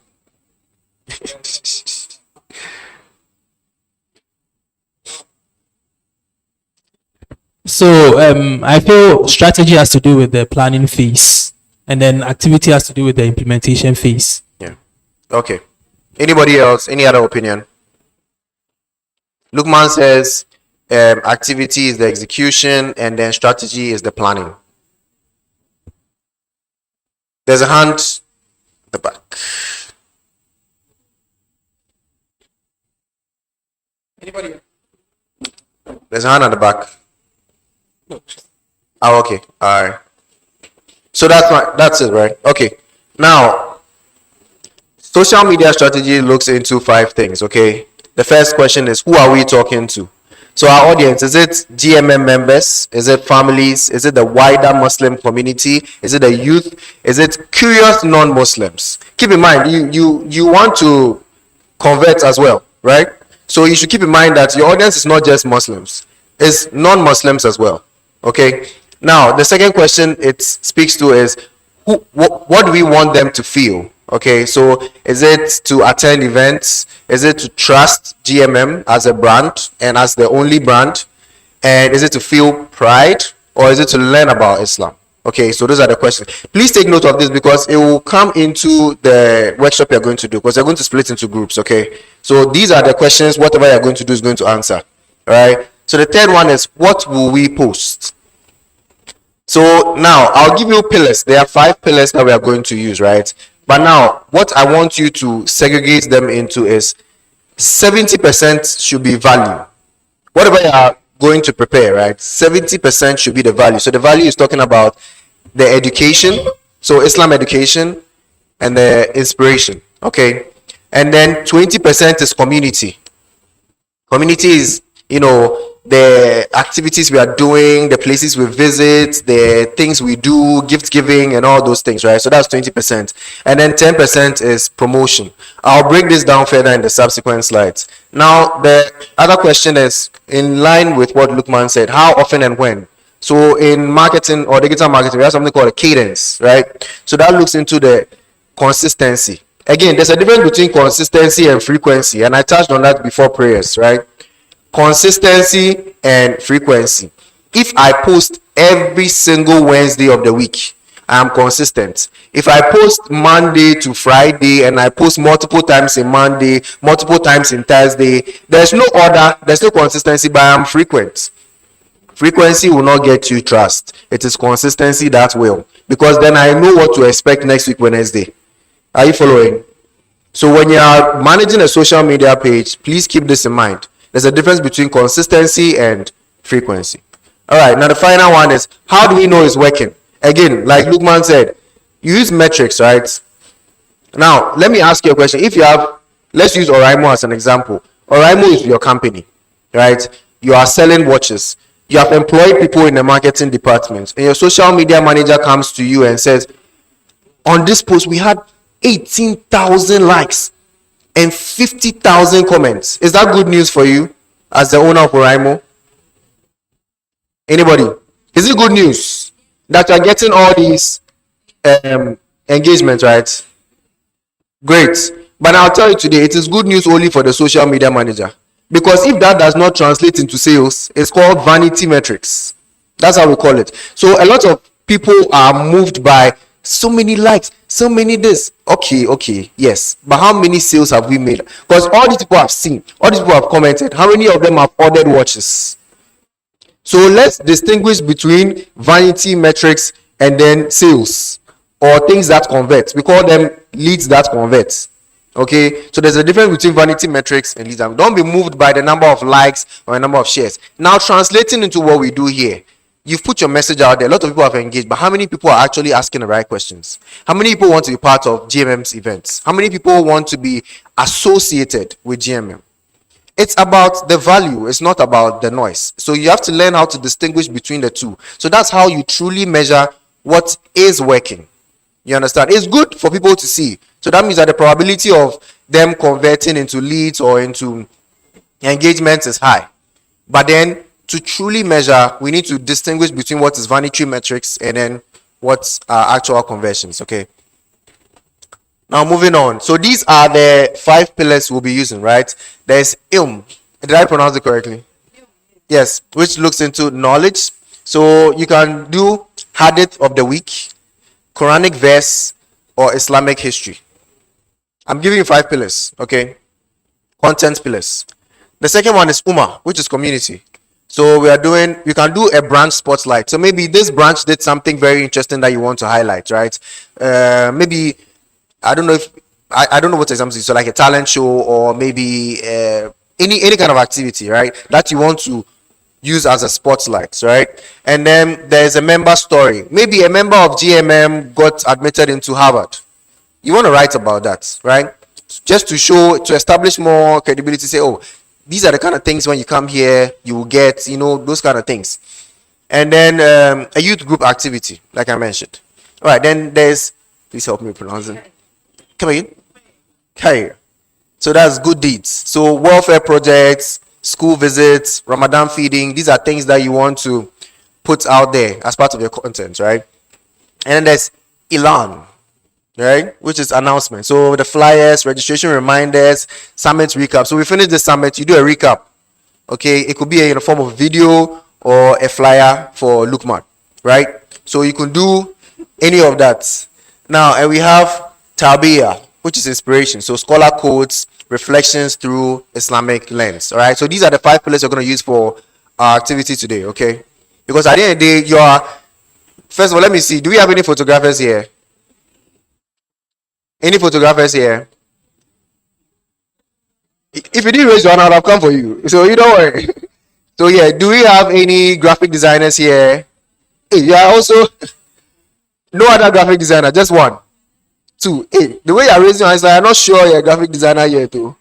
Okay, do we have any video editors here? Do we have any social media managers here? Social media manager. Yeah, social media manager. Video editor. Okay. Yeah, all social media managers. Yes. Yes. Okay. All right. All right. Okay. So let's move into it. Now, before we move into the workshop and everything, you need to understand some branding basics. Okay. So now there's something called a tone of voice. All right. Or a voice tone. Every company or every business has a tone of voice. Right. So you see how can you differentiate between bills, microcredit, and any other financial institution? You can tell the difference, right? There are two different tones of voice. One is aggressive and one is professional. Okay. Now you want to be able to make the difference as a business. What you are saying, what you are saying, but the question is, how are you saying it? Okay. How do you handle customer feedback? Okay, you see some brands, if you attack them on Instagram, they'll give you buzz boosts in the comments. You know that this is not a brand, but that is not, the ideal thing. But then again, that's their tone of voice, because somebody saw that and approved it for it to go. You understand? So those are the things you should look at. Now, do you know that there are some businesses, or there are some people, before they engage with your business, they check your reviews? Who does that here? I've not seen a guy's hand up. I knew it. It's only the ladies who will go a step further to check. The guys, we don't care. If you want this, you sell it, we buy it. If you give us bad treatment, we'll forget about it. Next week we'll come again. But with the ladies, right? If you're not good with customer service, you will not get them again. It's done.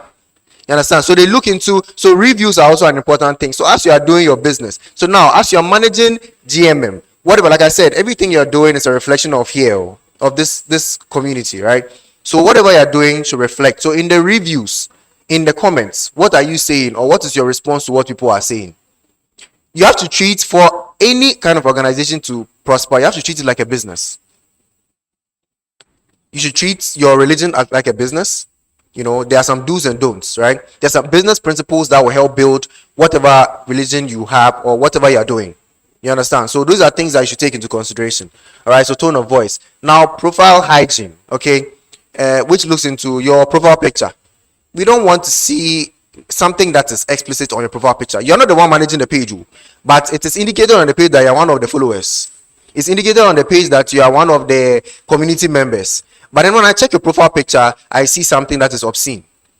Even if it's not a picture of you, a picture of something, maybe a popular trend at the time, still inappropriate for you to use as a reflection or as a representation of GMM.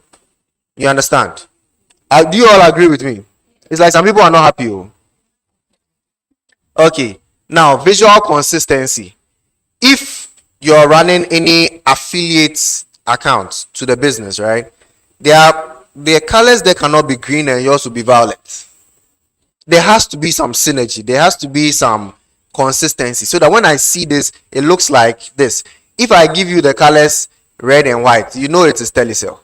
If I give you the colors yellow and it's now black, it is MTN, right? You can associate colors with so many other brands, because over time they have used that in all their communications, to the point where when they don't add their logo, you still know who it is just by the use of their colors.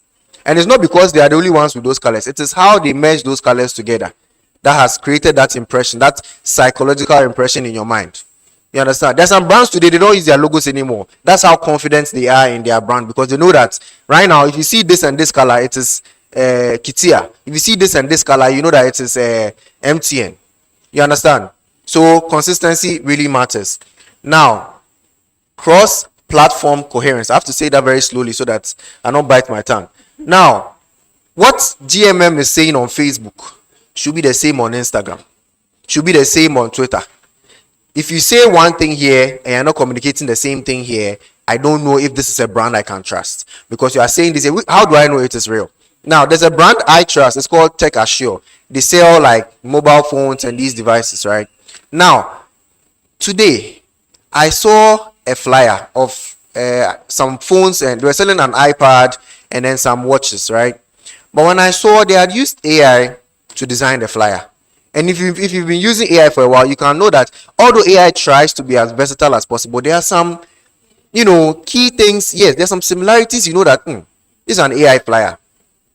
I have nothing against AI flyers, but if you're a brand that is established and you're using AI flyers because your designer didn't come to work or because you just want to be, more efficient, it will affect the trust. Because I had to look at the logo to see who did that.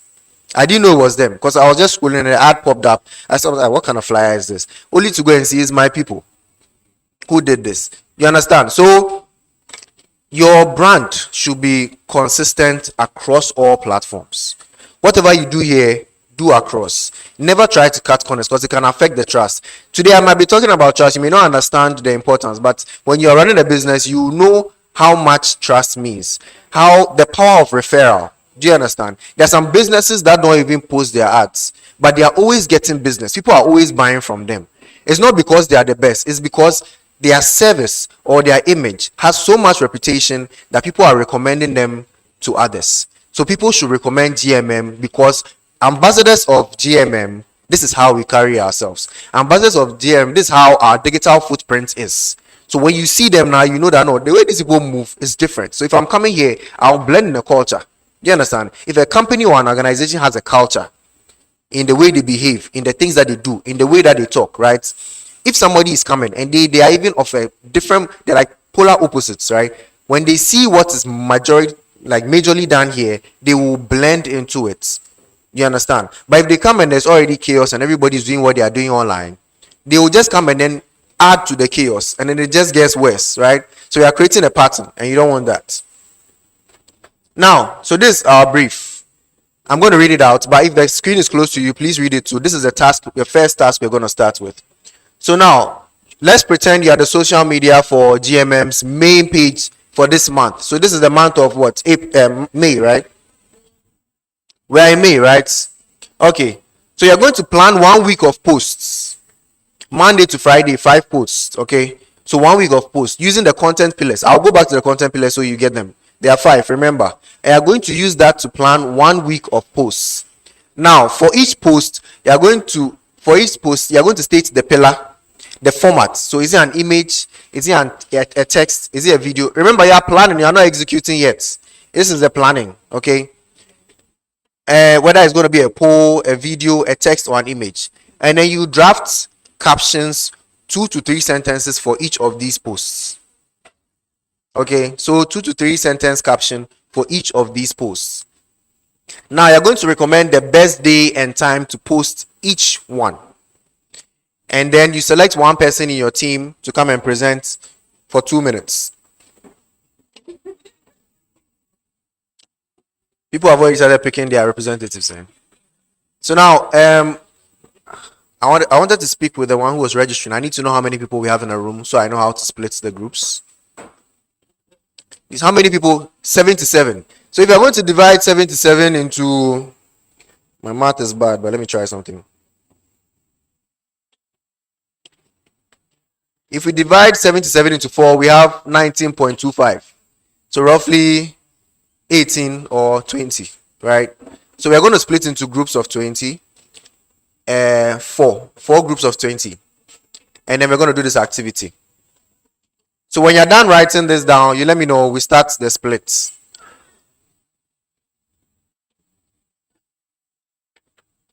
So we can do 5 per table, right?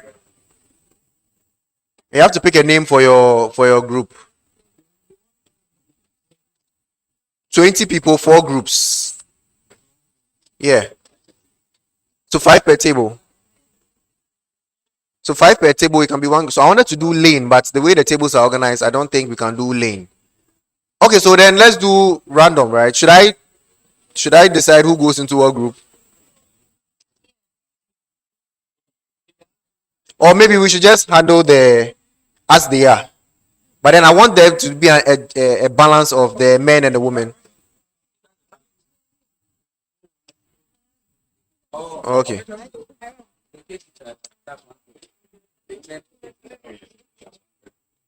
Okay, you don't. Okay, you don't mix. You don't mix, right? You don't mix. Okay, understood. All right, then let's as the groups are. Let's just have it like that. So please face this table. Let's start with this chair. Please face this table. Please face this table. Yeah. So let's do it like that. Now I'm going to move the screen to the pillars. Yeah.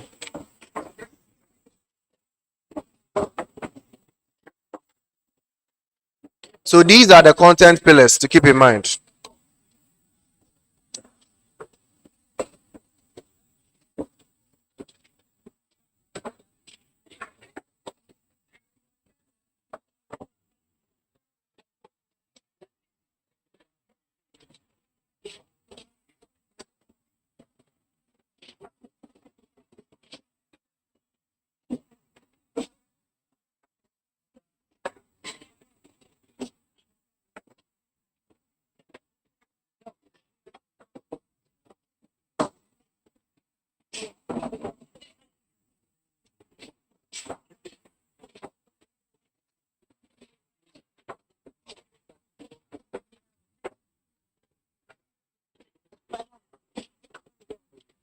Okay, so on the screen we have our content pillars.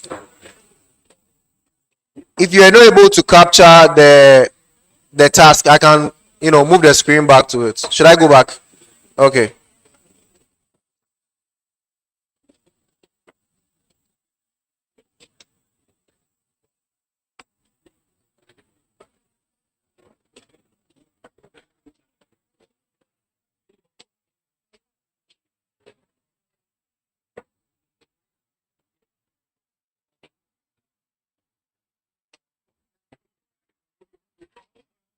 So remember, you are the social media manager for Ghana Muslim Mission Youth's main page for this month.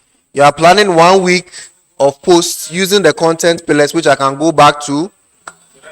And for each post, so Monday to Friday, one post each. So for each post, you state according to the pillar, is it going to be an image, text, video, or a poll? And then you draft a caption.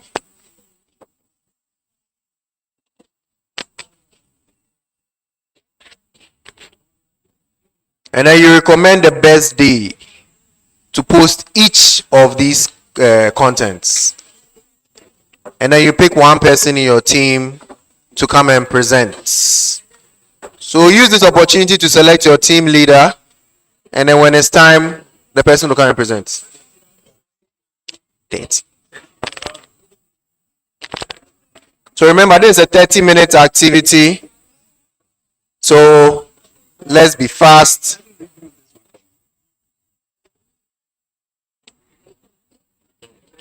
You finished yours? No, I attended this for one of the training sessions. It's similar to what I was doing. It's good. That's it. Inspirational Mondays. It's touching. Yes. Very good. This is very good. This is very good. This is very good too. Very good.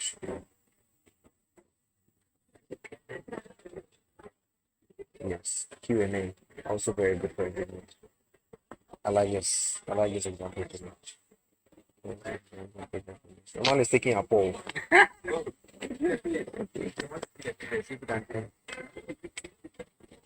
Okay.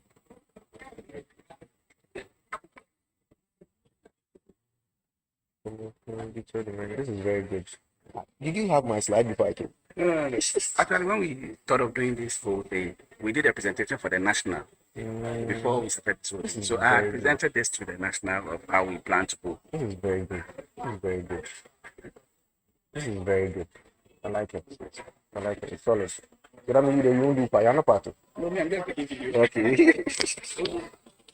Okay. So I'm going to come round to make sure that we are on the right track. Yeah, 30. This is 30 minutes.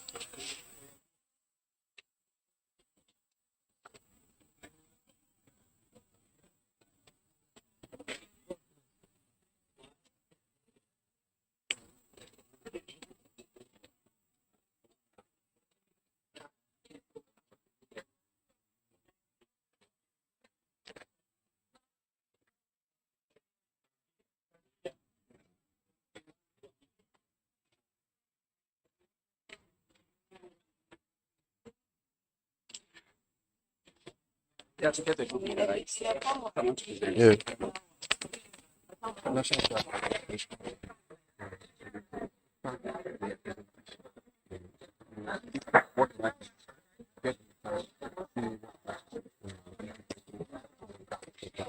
So after this, we can go. Yeah, after this, yeah. Okay.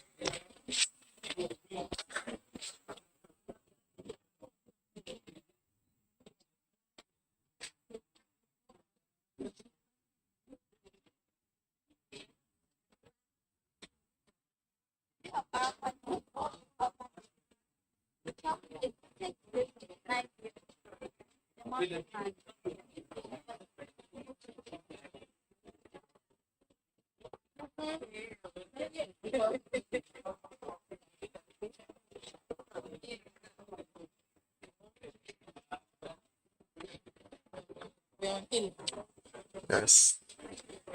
So how's it going? It's going on.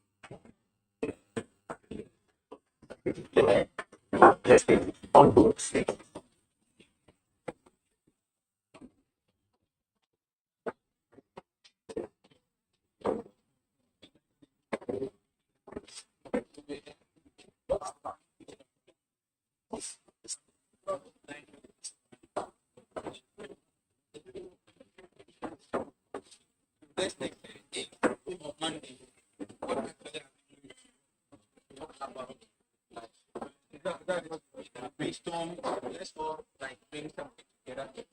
We set what the feels about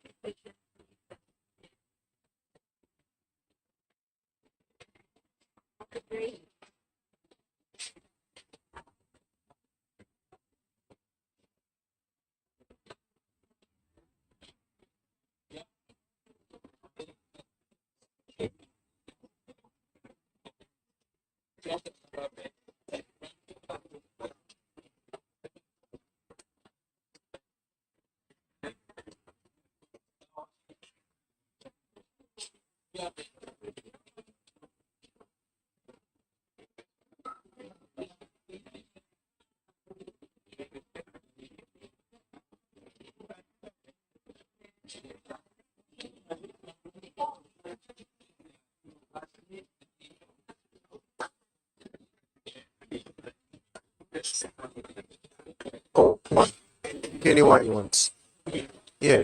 You don't have to do Like, so under each pillar, these are just examples of the things you can do. It doesn't mean you should do all. Pick one.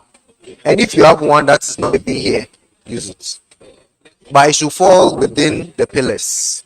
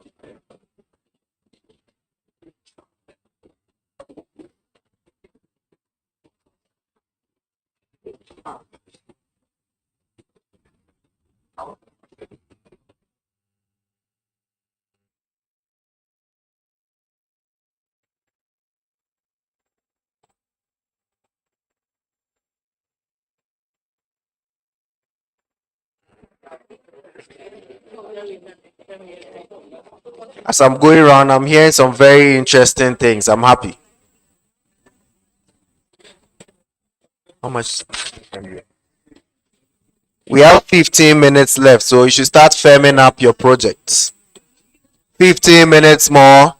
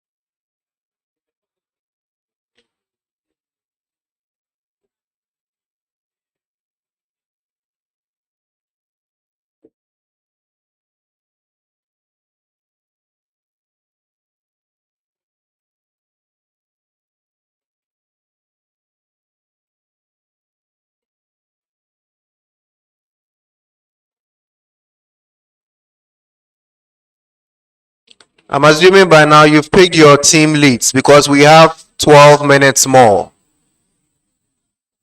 Pick your team reps. There has to be one person from your team who's going to speak on behalf of the entire team.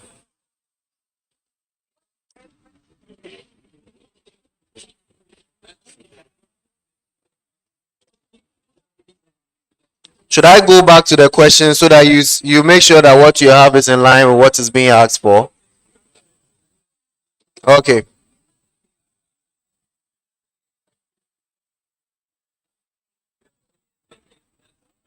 This is the task. So make sure that you are checking these boxes.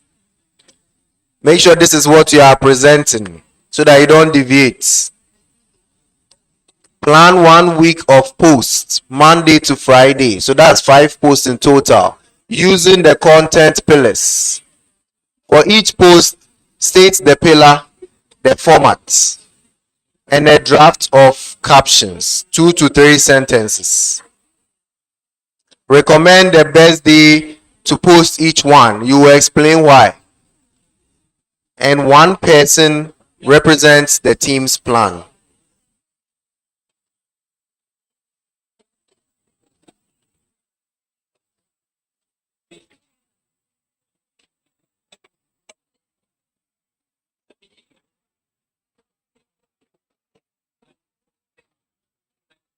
Ten minutes more.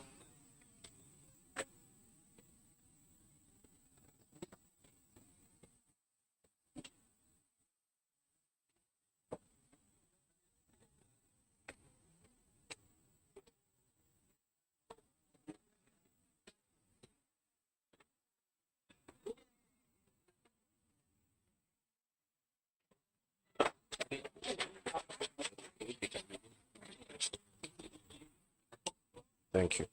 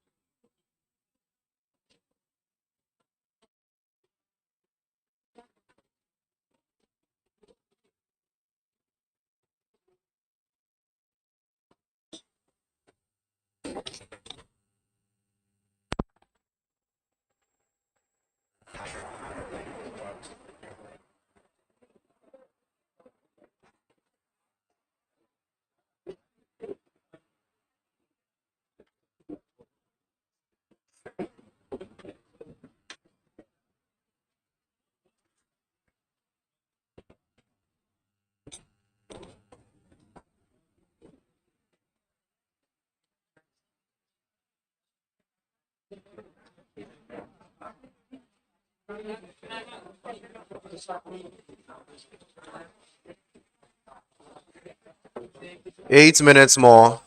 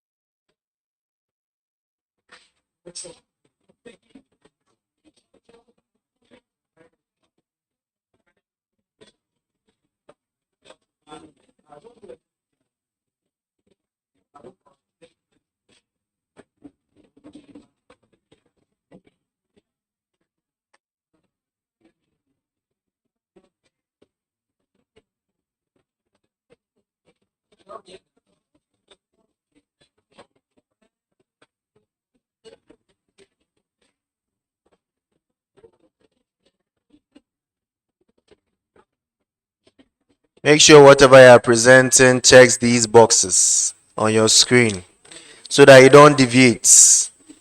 Because there's a panel that will ask you questions. So whatever you are doing has to check these boxes. Yeah.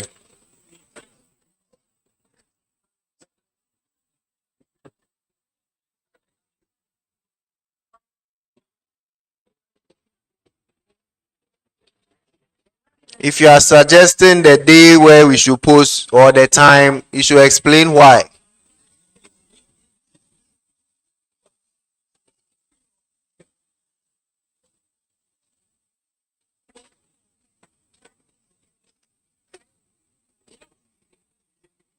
Five minutes more.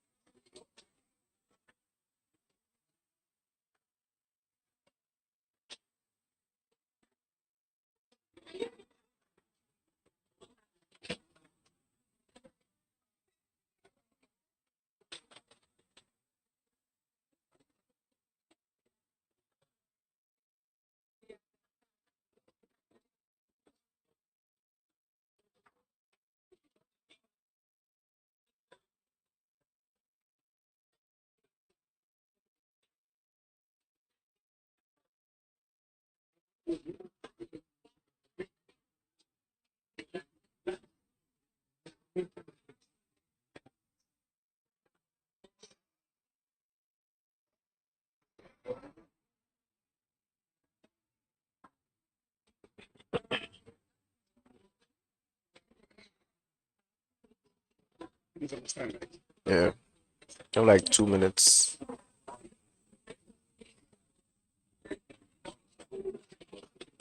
So let's start rounding up.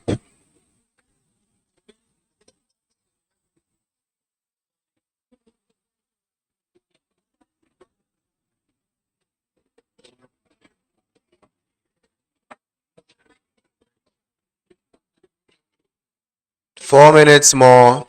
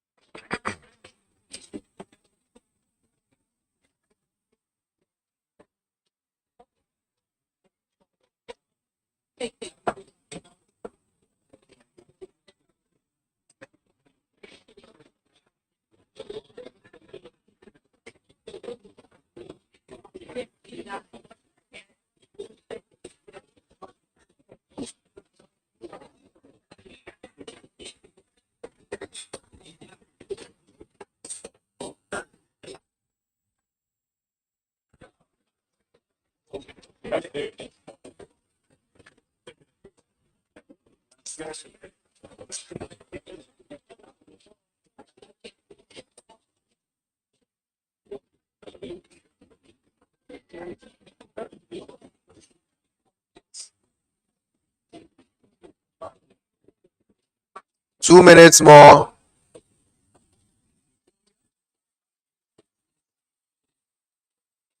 Don't forget to add your captions for each post, 2 to 3 sentences. Please refer to the information on the screen so you don't deviate. You come up with your post idea, you add captions. Each of them. Justify everything.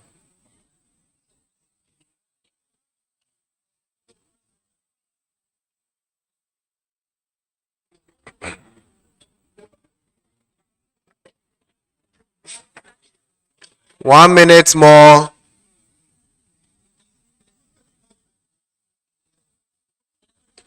Okay.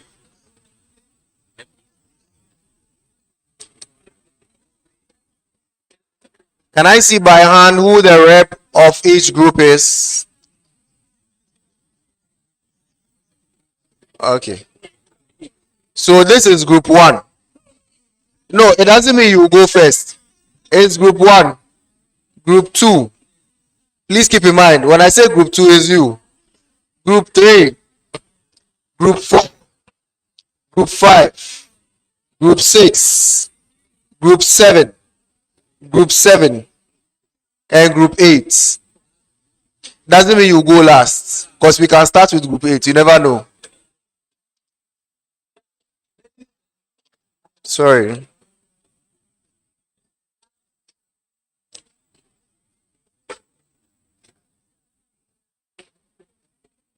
Okay, time is up.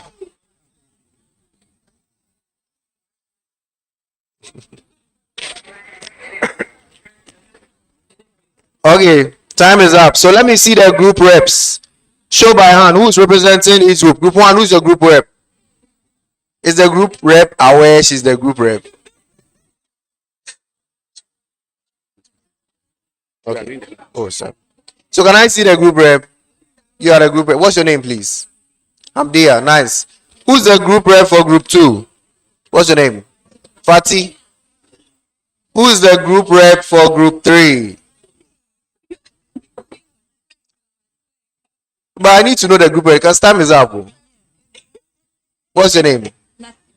Nasiriya. Nice. Who's the group rep for group 4? Nazir. Okay. Who's the group rep for group? Basit. Okay. Yeah. Group 6. Who's your group rep? Hello, group 6. Who is repping your group? Lukman. Okay, so group reps, please come here. You are coming to ballots. Group rep, please come. Group rep, please come here. Group 7. Who's your group rep? You got a group, please go there. You got a group rep. Please come here. Please, group rep, we need you here. Who's the group rep here? Please come, Fatih. Please push. Group rep.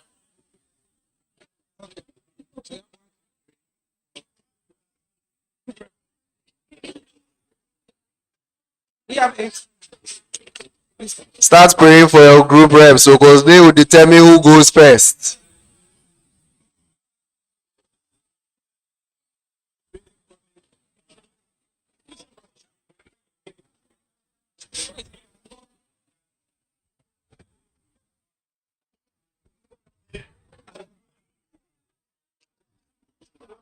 So who got number 1? Which group got number 1?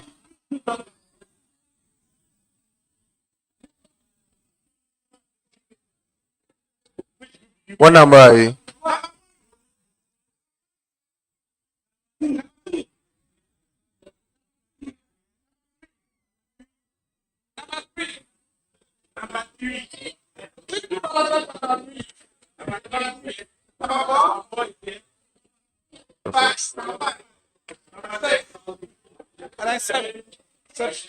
And 8. Okay, all right. So let's have number 1 come up and present. Put your hands together for number 1. So we have our able judges here, and they will ask you the questions, all the necessary questions. Hello?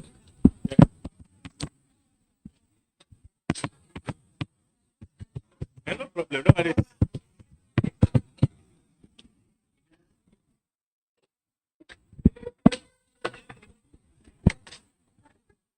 So our judges, you ask them questions based on the metrics here. Hello? How many minutes? 2 minutes. Each person gets 2 minutes to present. Assalamu alaikum wa rahmatullahi ta'ala wa barakatuh. So I think we know the questions. Please. So for group 1, our very first pillar is on knowledge, which we will be having this every Friday after. We'll be posting this every Friday after Fajr. So after Fajr, we see a flyer. So we'll be using the format here will be the flyer, and the source for the knowledge on Friday, let's see, for next week Friday will be Sahih al-Bukhari 6403. So this is in pertaining to our motto for Ghana Muslim Mission, which is La ilaha illallah, and the Please hold on. Please, all team leads, please come. All team leads, come. No apple. Please, all team leads, please.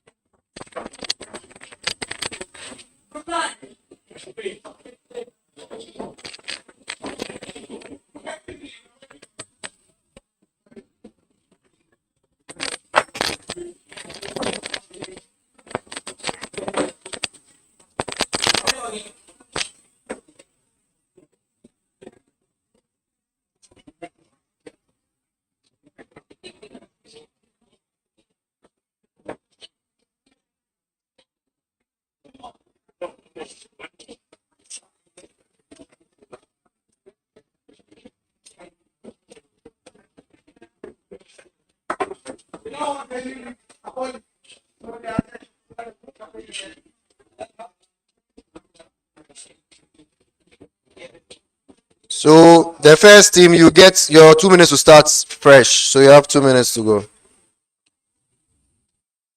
Are you ready? Timer starts. Okay, thank you very much. So for our first on Monday, on Monday we'll be having so pillar 1, which is knowledge, we'll be posting on Fridays, which talks about knowledge. So for our motto La ilaha illallah, we'll be using the caption as Sahih al-Bukhari, which talks about La ilaha illallah, and this will be done every Friday. So after Fajr, it will be posted after Fajr 5 a.m. and we'll be using flyers. So pillar 2, we'll be posting this on Wednesdays. So on Wednesdays, which is about community, and we have the brand spotlight, member story, and YouTube. We specifically chose football activities, and we know the exuberance of the youth, which like for football and UEFA Champions League and everything. So we realized that we need to have this togetherness, as the pillar says, community, ummah, togetherness.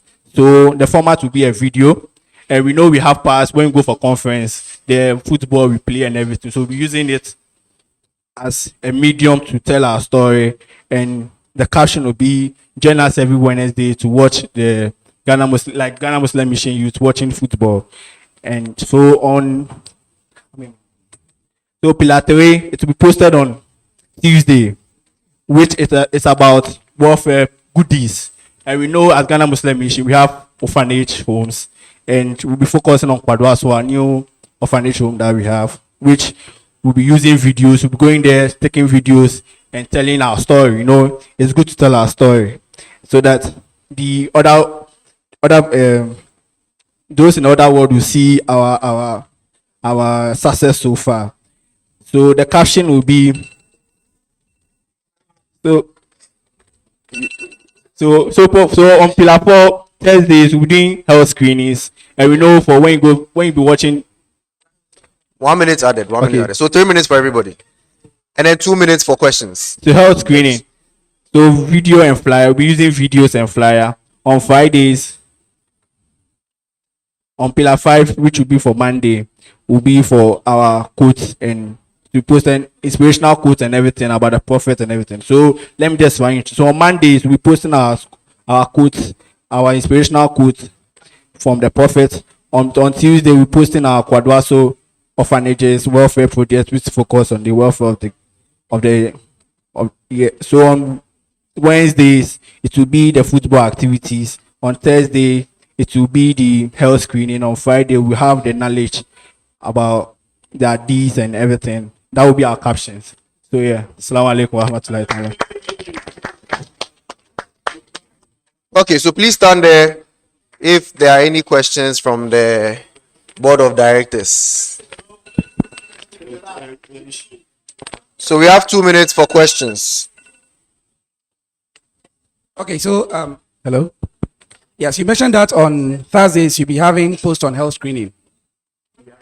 Post on health screening. But when you look at the Ghana Muslim Mission, the health screening is structured towards a particular time and it's not run concurrently. So what exactly about health screening are you posting about on every Thursday? Yeah, so you know the structures we have Monday to Friday. So you took Thursday because you know when you look at these TV shows, normally there are health programs on Thursday in the evening. So that's why we want to have this on So Thursday. instead of health screening, just make it health, our health. So our health, so that anything concerning health. Yes, I think So that's, like a that's health more topic, like it. yeah. Yes, thank you. Very good feedback. Thank you very much. I heard something about UEFA Champions League. Did you say something about that? Yeah. Can you clarify what? So, what has that got to do with our community engagement? That's true. So they couldn't hear you. If you can repeat your question. The question is, when you were talking about the community engagement, you mentioned football, and you mentioned UEFA Champions League. So I want to link it for me. What has I know there's a penny. GMM got to do with UEFA Champions League? Oh, but I know there's a penny. The football we are talking about entails a lot. We have UEFA You're still Champions right. League, we have Premier League. So the reason why we're having this shows maybe in Ghana Muslim Yes. Mission I know is it's just to not be bring fair to together others. that is what we are looking. Is the broader picture we are looking at, the unity among the youth. So when we get these people coming together on Wednesday, we can even use this as an occasion to tell them about our upcoming event and just them to know about the Ghana Muslim Mission. I think that's the reason why. Okay, so if I understand you correctly, you will be screening these football games here.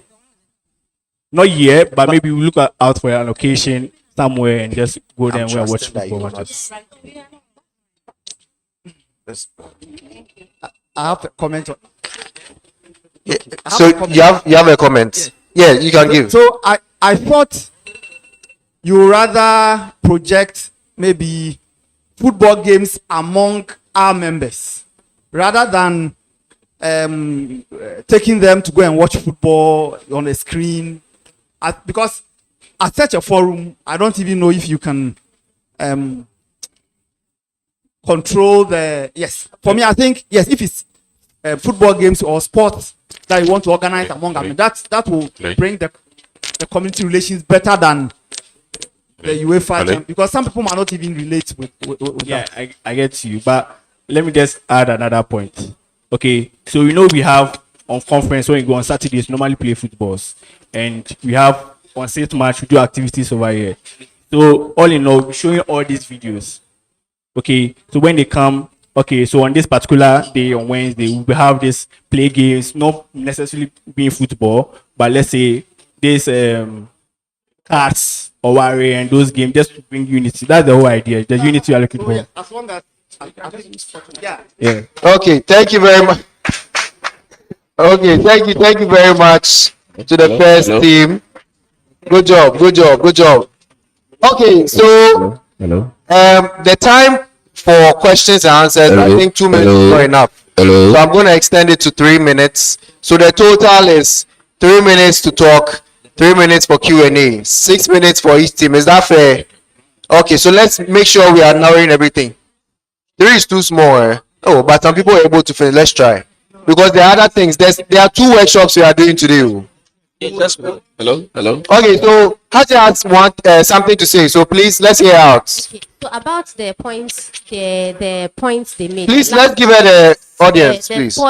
The sport event. Yeah. I think it's very laudable. When you look at Ghana Muslim Mission now, we are looking at mobilizing people through every aspect of our lives. So I think if they recaption it well, there's a very good point. Yes, I'm saying that Ghana Muslim Mission is now on the verge of, we have a mission of mobilizing people to join Ghana Muslim Mission. And some of the points you raised there, if channeled well, can be used to mobilize people. When you look at the sporting bit, it's something that serves or cuts across most men. So whether the person belongs to Ghana Muslim Mission or not, when you do this and you highlight it very well, once you get the audience, people will troop in. And so when they get in now, it is an advantage for you to propagate or tell the people what Ghana Muslim Mission does. So I think some of the points they raised in there are very laudable. And then there's a need to direct it to, he said unity, which is very good. And also propagating and then mobilizing for the Ghana Muslim Mission, I think so. Nice. Thank you very much, Sajia. Very insightful. Thank you. So let's have the second team come forward, please. Put your hands together for them, Master. No.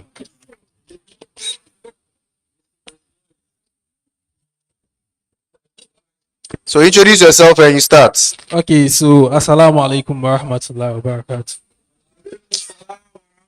My name is Lukman Ansar from Sakmono branch. Tema branch.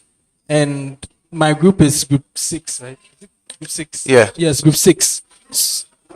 So, yeah, we are having the second presentation on our online plan or our posting plan. So first off is Monday. Monday, we have something that motivates me Mondays. So with Motivate Me Mondays, we took the Quran chapter 78, verse 11.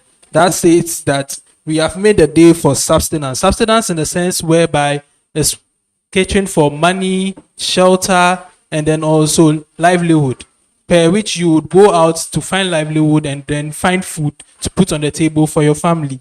And the quote that was backing that was from Imam Ibn Jawzi. Yeah, that states that your souls are precious and can be equal to the price of paradise. Therefore, sell them only at the price. So with this has to capture about your souls being precious. And with that, it has to relate with finding things in an halal way and then actually getting your livelihood in an halal way. You don't have to actually propagate a bad soul or finding things in a bad way to end things illegally. For example, like this betting and gambling and all that. So with that, something for you to reflect on to keep you moving on the Monday. That's about Quran chapter 78, verse 11. And on Tuesday, we would have, and the format will be in text. And on Tuesday, we have activity recap of the week. So all programs that were done during the week, for instance, a branch outreach or anything, that it will be in video and it will be in some sort of like a 2-minute documentary to show what we've done throughout the week as Ghana Muslim Mission, the organization itself. And then also the time we will post, for the time we post the Monday, Motivating Mondays was 6 a.m. And then also with the Tuesday to post it at 6 a.m. for the activity recap. So with why 6 a.m. normally when people pray Fajr, they finish praying Fajr, they like to go through some messages they missed during out the night because they are too exhausted to go through their phones after work. So I think with that would actually capture their minds to it. So with Tuesday we chose the Wednesday. With Wednesday, we chose the Ummah. That's the virtue we chose. And with that, we highlighted the Hijaz, reconstruction of the Hijaz basic school project. So with that one will be in the format of video and to be posted at 6 a.m. The reason why we are choosing all mornings for the days we post to enhance consistency in our posts. So you know that with every 6 a.m. there is supposed to expect from Ghana Muslim Mission platform. Yeah. So on Thursday, we actually, Thursday is eating into the latter part, getting to the weekend. And mostly with Ghana Muslim Mission, we have activities on weekends. So we post an event flyer, to be practical, we post an event flyer concerning the youth visiting Shah Hills. And on Friday, we would post a video and text caption video to highlight the virtue of knowledge. That is benefits of Juma and preparation towards Juma. So with that, some things to do to enhance your Juma preparation is keeping yourself clean and then bathing the ghusl and then also wearing clean clothes and going to the masjid on time and all that. So with that, will also be posted at 6 a.m. in the morning to enhance consistency. Assalamu alaikum wa rahmatullahi wa barakatuh. So please wait for the question. But I have a question. You mentioned something about something being in a format of text. I think it's important to distinguish between text and an image that has text on it. You understand? Because if you are posting on Facebook and let's say you post it as like text, that's what I understand text to be. But if you are doing a flyer, it's text that is on the flyer. So can you differentiate? Which one did you mean by? So for Monday is going to be an image that of which it will contain only text only. Okay. And then So it's still a flyer. Yes. Okay. All right. Yeah. Thank you. Any other questions from our board of directors?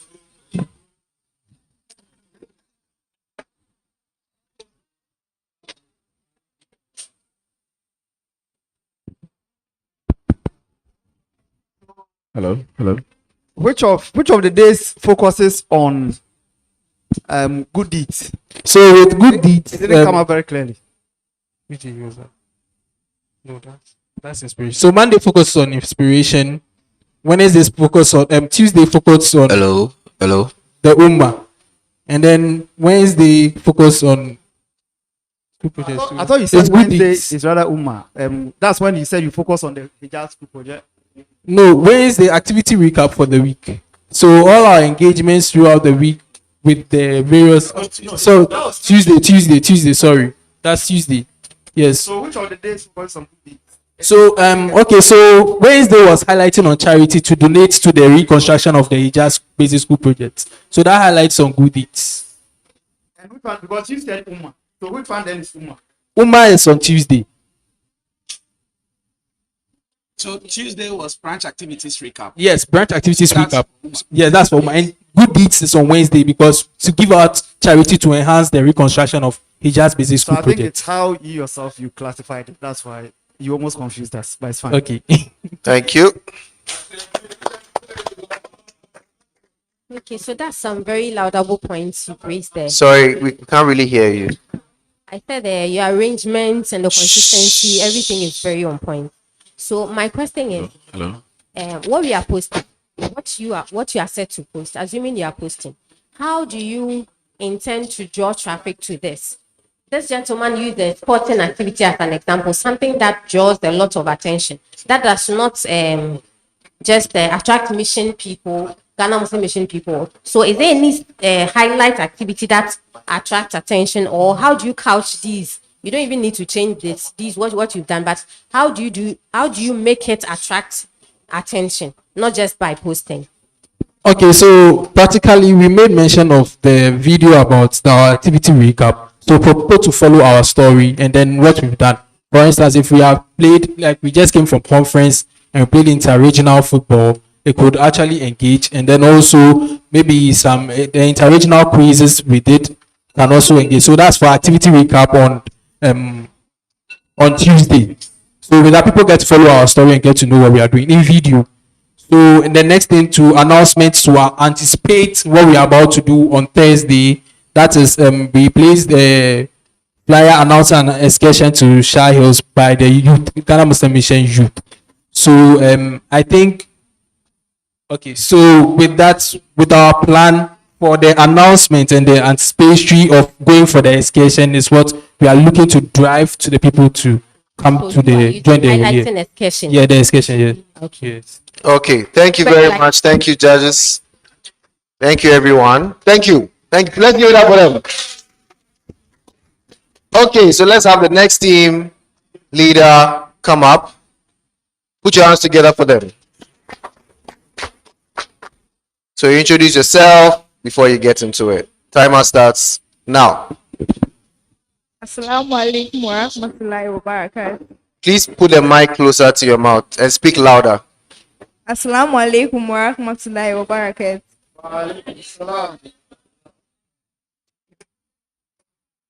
My name is Wasila. Nadia. We are here to present our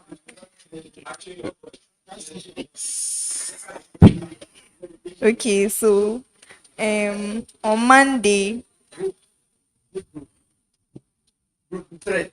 No, the name of the group is the name of your group is Group 3. Okay, all right. So on Monday, we have knowledge on Hadith, and we have Hadith of the week. So it will be a video with a caption let your heart be guided by the words of the prophet. So on Tuesday is Umar brand spotlight. So it will be a video about the activities that happen during the weekend with the caption "Together as one Umar under Allah's guidance." Then on Wednesday we have KU, that's welfare project.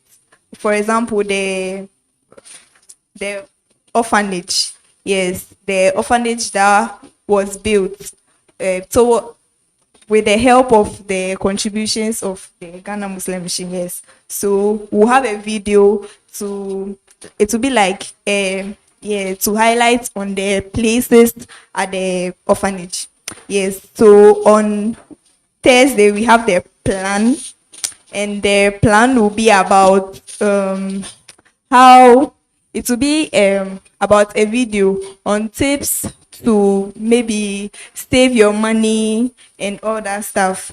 Then on Friday we have Terbia, that's scholar quote.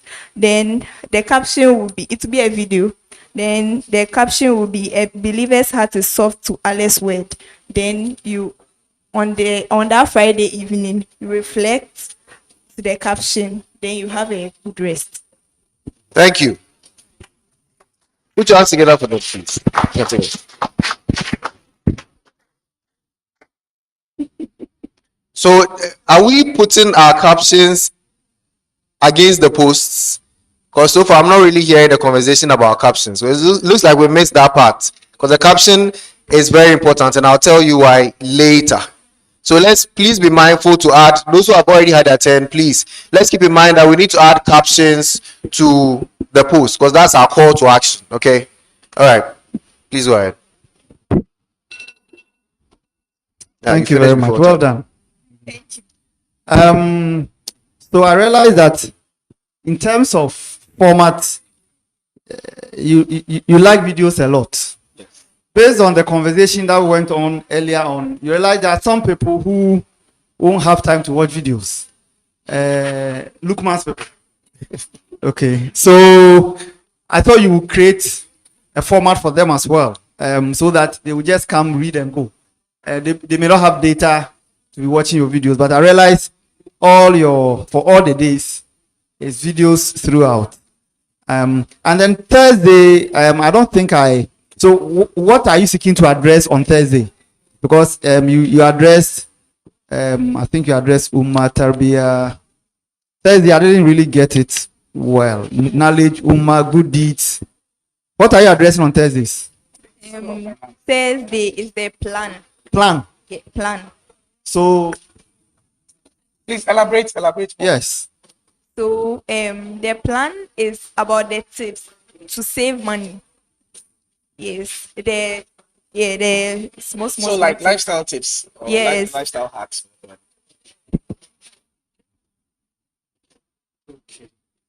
So, where's announcements?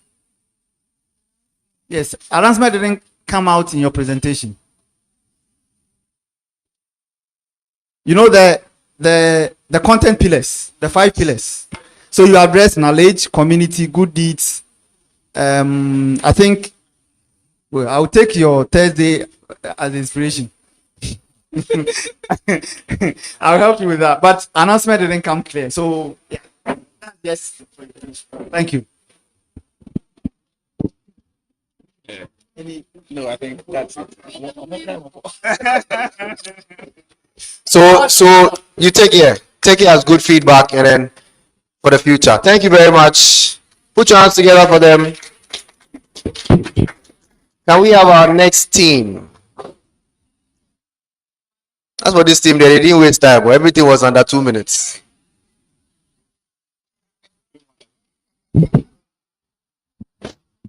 Assalamu alaikum wa rahmatullahi wa barakatuh.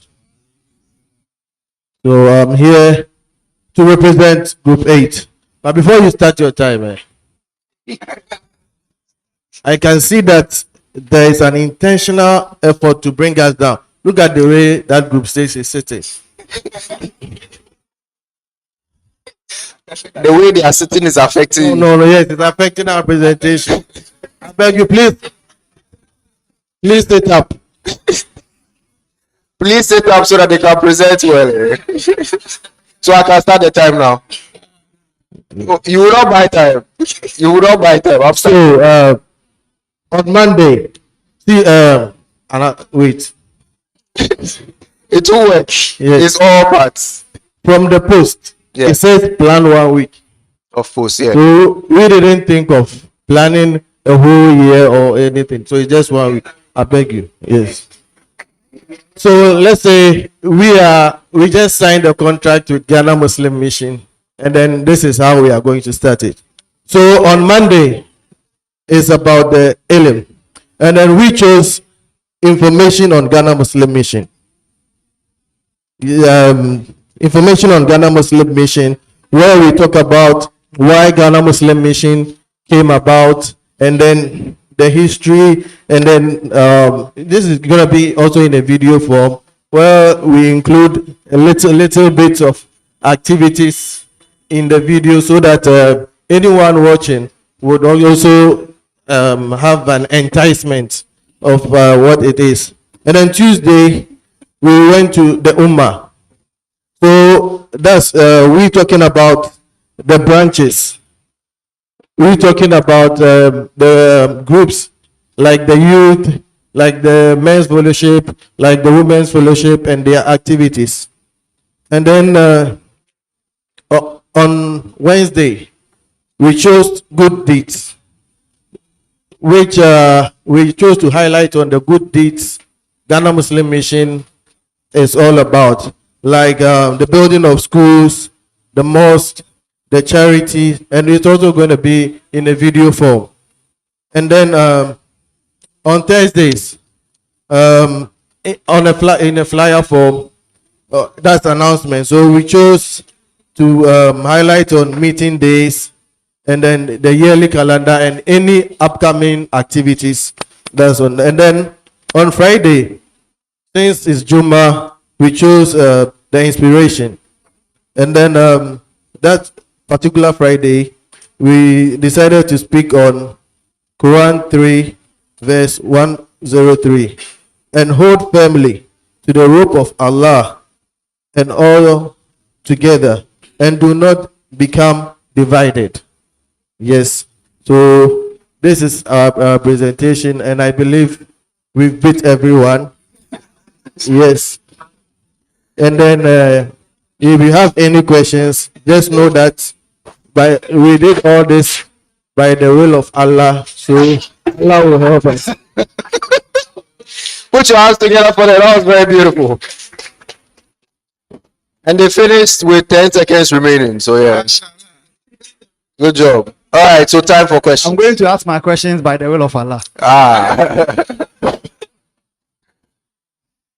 Okay, so I didn't get clear, apart from Wednesday, I didn't get clear your format for the various days. It's only Wednesday you mentioned that it will be video. The others, maybe you mentioned, I didn't hear. Yeah. Monday. And then yes, Thursday you mentioned flyer. So yes, so those are the two I captured. So Monday we spoke about video, and then Tuesday. So Monday is video, right? Yes. Tuesdays is video as well. Okay. And then Wednesday video as well. And then Thursday is flyer. And then Friday to video. Friday video. I think Tuesday is the branches is also video flyer. Hey, sir. Okay. It's a video. Don't worry. You can even make a video and flyer. Both of them. Video and flyer. Yeah. And number and send point. Yes. Okay, don't worry. Anybody else? Thank you. Anybody else? Assalamu alaikum. Wa alaikum salam. I think on Monday and Tuesday, Monday you said info on GMM. And Yes. info on GMM can also, the branches can also fit into info of GMM. Yes. So we didn't choose to put it there. Yes, I know. But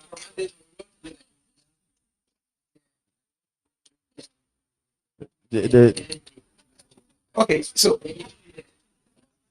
the issue of GMM. Yeah, but to address that, the task is to do it so that month. Let's say you are managing GMM social media for that month, right? You are using that first week, the Monday, to introduce GMM to people. Okay. Yes, that's that. Okay. For that month. So that means For that month, it's just that every month only. During that month, you are going to post on history of GMM. No, No, this one is just this one is for the task. So the next month's Monday, even in fact, the next week's Monday might probably not be introduction. It might be something else. But the first week is what we are looking at. Yes, that's so they capture it as info on GMM. Info on G. So Okay. each Monday you use it for history. On the first Monday, the second Monday you can maybe do the branches, and the third Monday you can do the activities. Then the next one you can do maybe the projects. But they have activities later in the week. Oh. so yes. We like your advice, but we are hired. And then we choose what to do. Charlie, well done. I see. Yes, please put your hands together for her. Assalamu alaikum. Sorry, I'm not presenting anything, but I want to suggest to you, you know, you have your board of directors sitting in front of you. So when we are presenting, let's present it as something like you are a learning point, because you don't know where you will be to meet maybe shareholders or board of directors in your company or wherever you are presenting something to them. Let's present it the very it's a learning point. That's what I want to bring across, because we have an HR expert here. He knows what I'm talking about. Thank you very much. All right, thank you very much, sir. Thank you. All right, so let's put our hands together for the group that just finished. All right, so let's have the next group rep come forward. Please put your hands together for her. Your time starts now. Assalamu alaikum. Please give her the audience. I'm presenting on behalf of Group 1. And then we'll go according to the days. So on Monday, we chose Elan. That's announcement. But we are going for a poll to do a recap or a review on the program that we had today. So we are saying on Monday morning, we'll post a review or a poll so that people can give us their reviews on how today's program went. And then on Tuesday, we chose Umma. And then a brand spotlight on a program that was held here last week, Saturday, on mental health with the caption, Mental Health Awareness. And it will be in the form of a video. On Wednesday, we chose Tarbiyah. And then we'll be using an image with a text from an Islamic scholar, Imam Al-Ghazali, with a caption, Guard your hearts with the remembrance of Allah. On Thursday, we chose Khair, good deeds. And then we are using a visit to the GMM orphanage in the form of a video with a caption, Love for the Heart.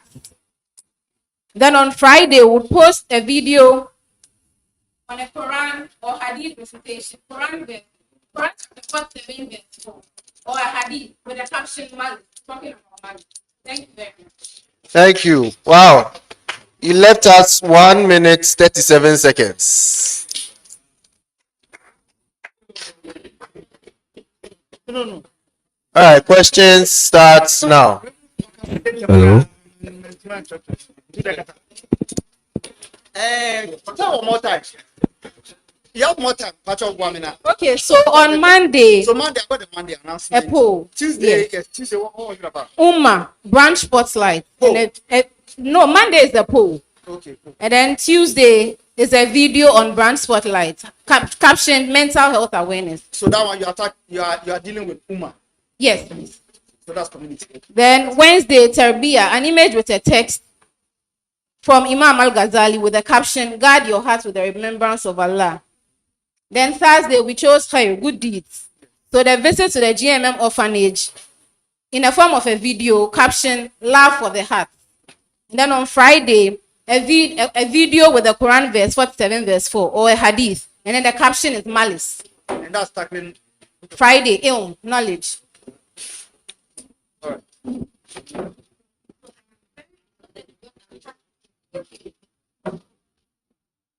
now. Sema will be one. Any ever do for the farm. Hello. Without any bias, I like the big point and the caption display man. Okay, so I said without any biases. Okay, I am very much in love with the 5th point and the caption that is malice.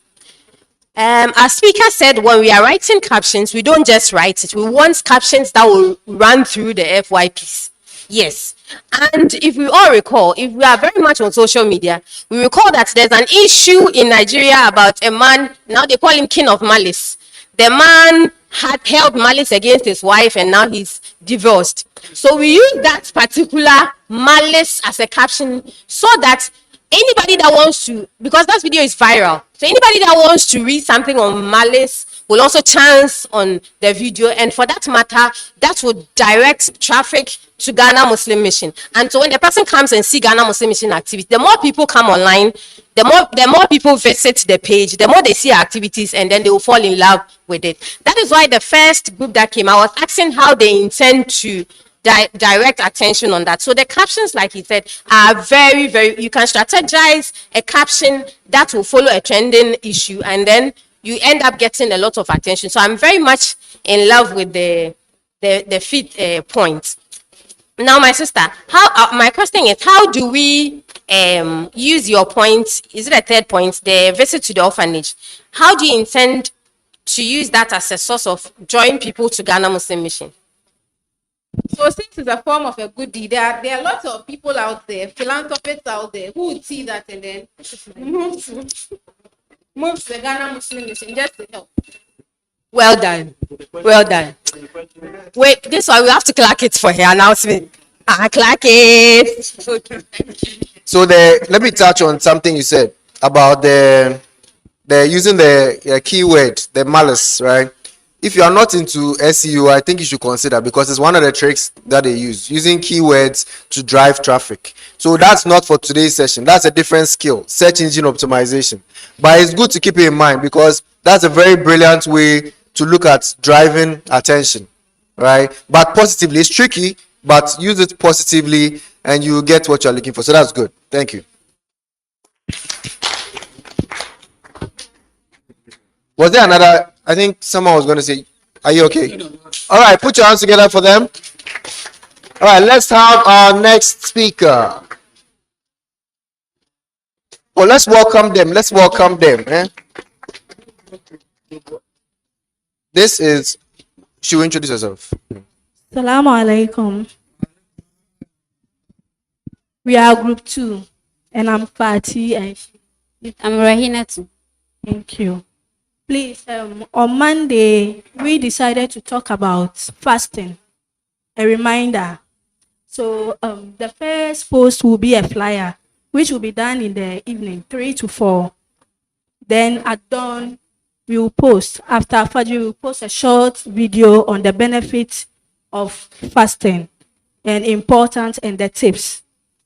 Then on Tuesday, we are doing talks on education, educational talks, modesty, how to dress, how to talk, and like how to handle businesses like in the Islamic way. And that one too, our post will be flyer compared with videos. Okay, so for our Monday, with the fasting, our caption will be, did you know? Then based on the education, our caption will be, have you heard? Knowledge is power. Then the third one is on good deeds. So we will let people know about the small things you can do to get rewards. Speaking kind words are all part of good deeds.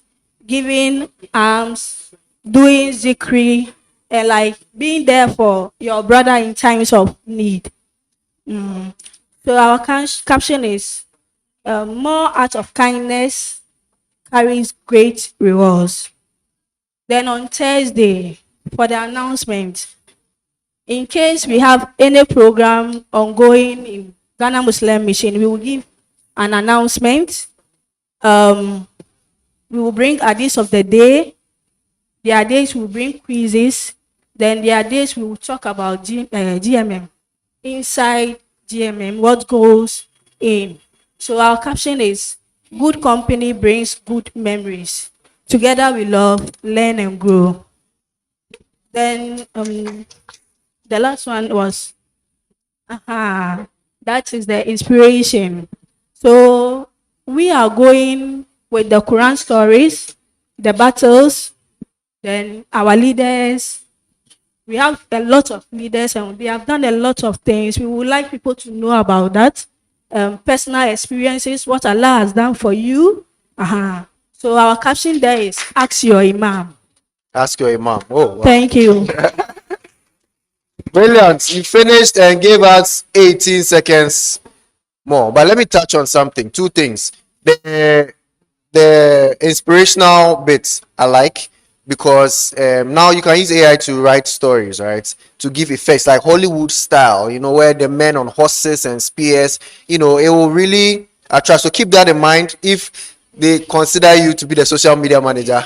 Keep that in mind for some of the things you do. And then the other thing you spoke about was posting between 3 to 4. Initially, I thought it was at dawn, but it's done, right? So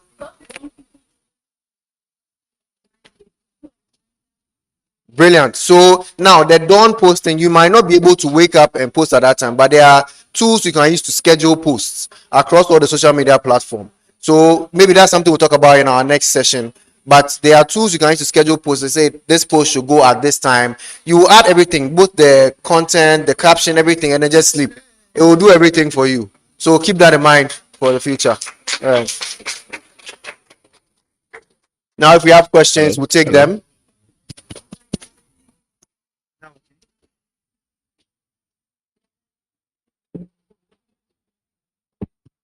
Okay, my sister. Hello. I don't think I heard anything on community. You may correct me if I'm wrong. So if you can tell us which pillar each day is addressing, maybe it will get us there. Okay, so with the community, that is where we will do the health talk, the modesty talks. That is for the community. So Tuesday. Yes, please. That's on Tuesday. Yes, please. And okay, so and you said that is videos, right? Please. What the format? You said is video. The format, yeah, we'll do videos and we do flyers too. Okay. I think that's all from me. Okay. And I just wanted to confirm the Friday. Is it inspirational? Yes, Friday is inspiration. So we are taking inspiration from our leaders, what our past leaders of Ghana Muslim Mission have done, the current ones. Okay. Then the prophets. Okay. We have a lot of people who have a lot to say. Thank you. So. Thank you. That's a very important one. Thank you. Okay, thank you. Put your hands together for them. Show them some love as they're leaving. Hey, but your team has a lot of energy. Okay, all right. Let's have the next team come forward. Please show them some appreciation.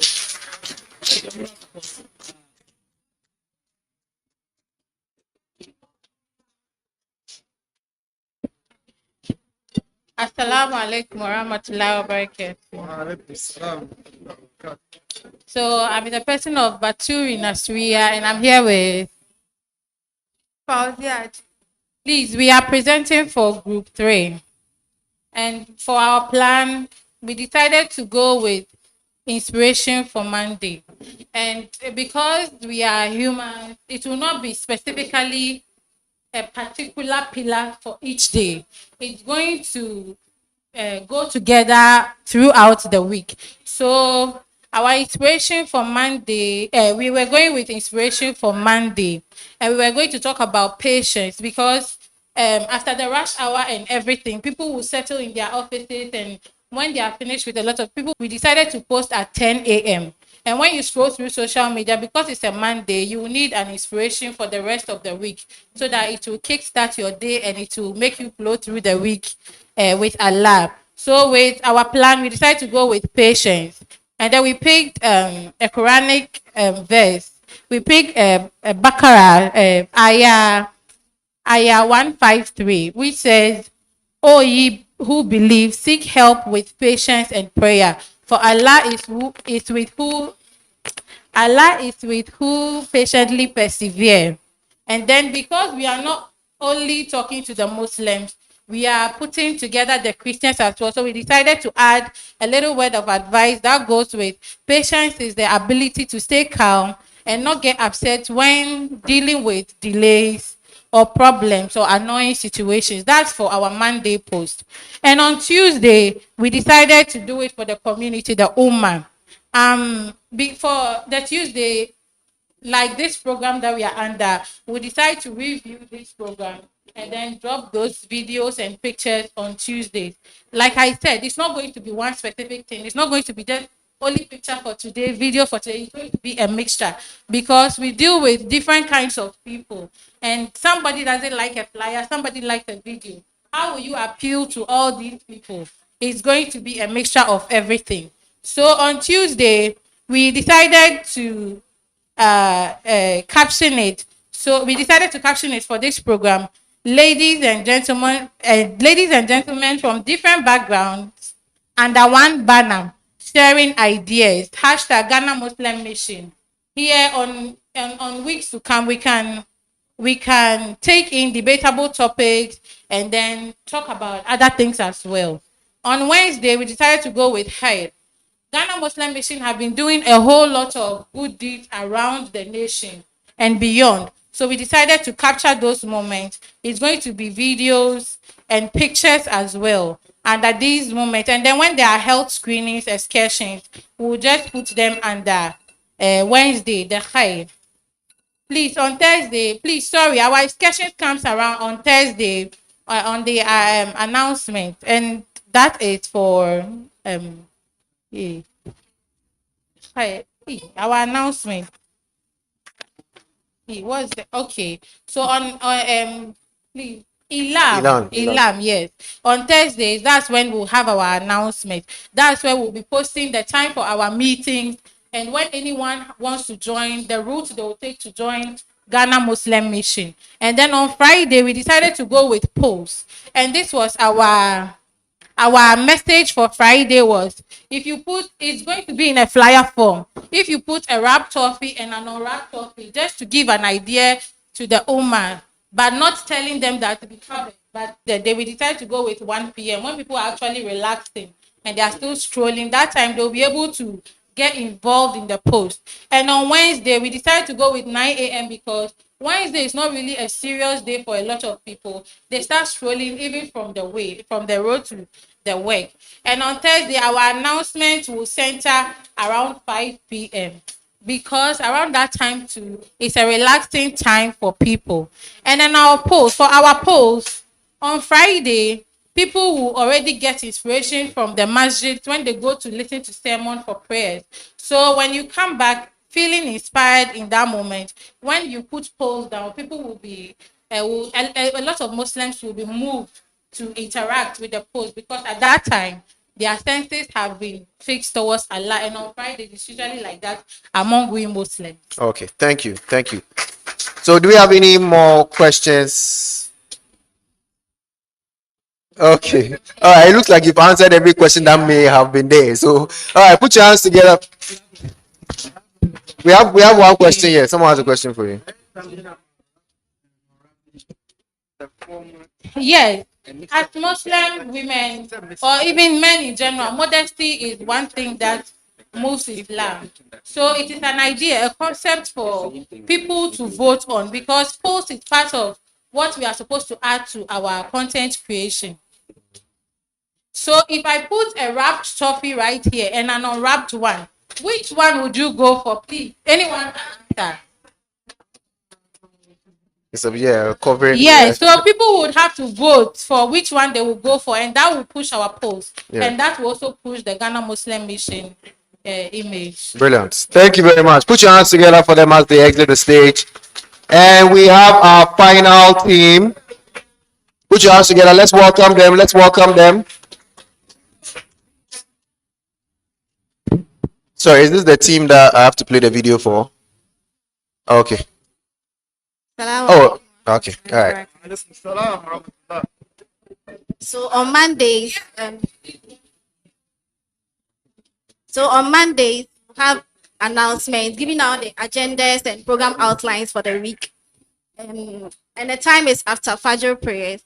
And on Tuesdays, we'll have community engagement, which features the youth, our toddlers aged 2 to 10 years, having a mock hash trial So they're doing tawaf and then performing, doing duas and other recitations done during Hajj. This tends to have it goes viral because everyone wants to bring their child and then it boosts their image.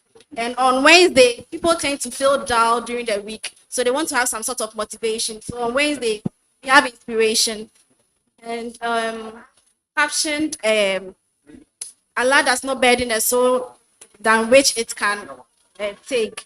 And on Thursdays, we have knowledge videos with preparations on Hajj at 6:30 p.m. So we have your preparations for Hajj, how to prepare your heart and soul, the mind and the body for Hajj, even though you are not going for Hajj or Umrah. And then on Thursdays, we have good deeds at 11 a.m., which features cemetery visits and cleanup exercises, captioned "All souls shall taste death, Juma Mubarak" at 11 a.m. Thank you. Any question? Sorry, what was your Monday activity? I was a bit distracted. Oh, okay. So on Mondays, you have announcements giving out the agendas and program outline for the week. Thank you. You're welcome. No question from me.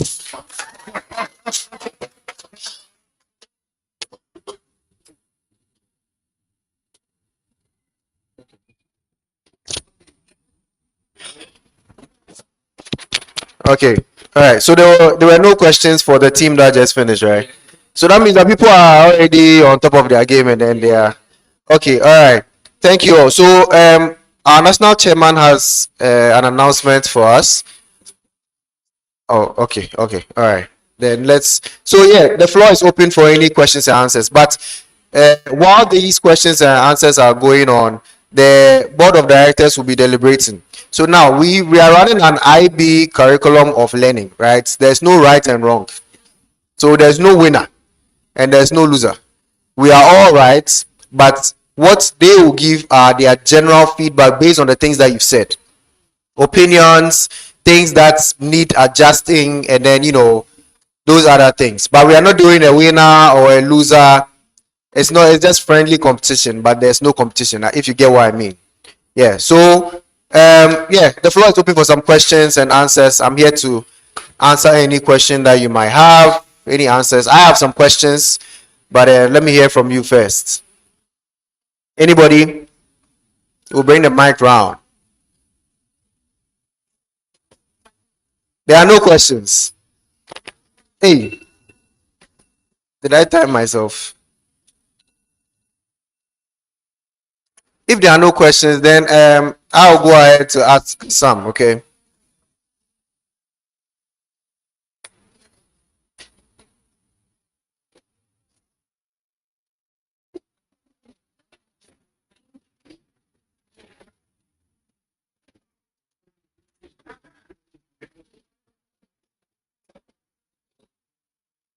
Oh, there's a question. Yeah. I'm listening. Can't she get the mic? Oh.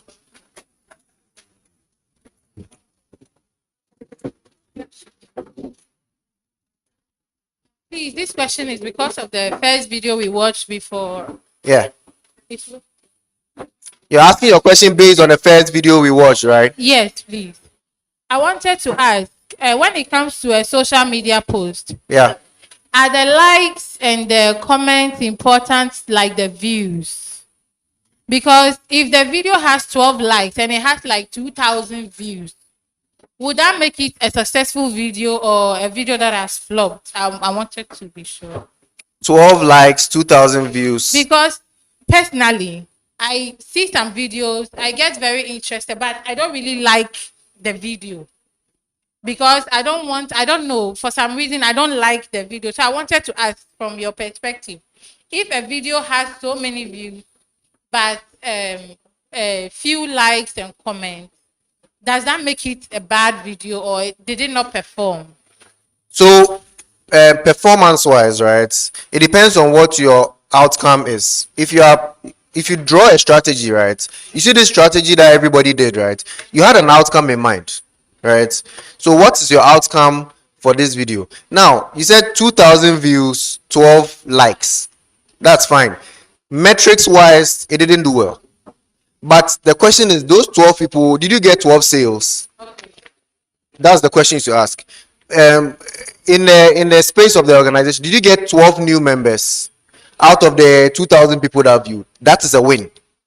So if you get 2,000 views and 12 likes and nothing at all, that's a complete fail, both performance and results based. Okay, but then if you get people coming in, that's a win. Yeah, you're welcome. Anybody else? Okay, now in the absence of questions, let's do this real quick before our national chairman comes, right? I'm going to give you a, give me a second.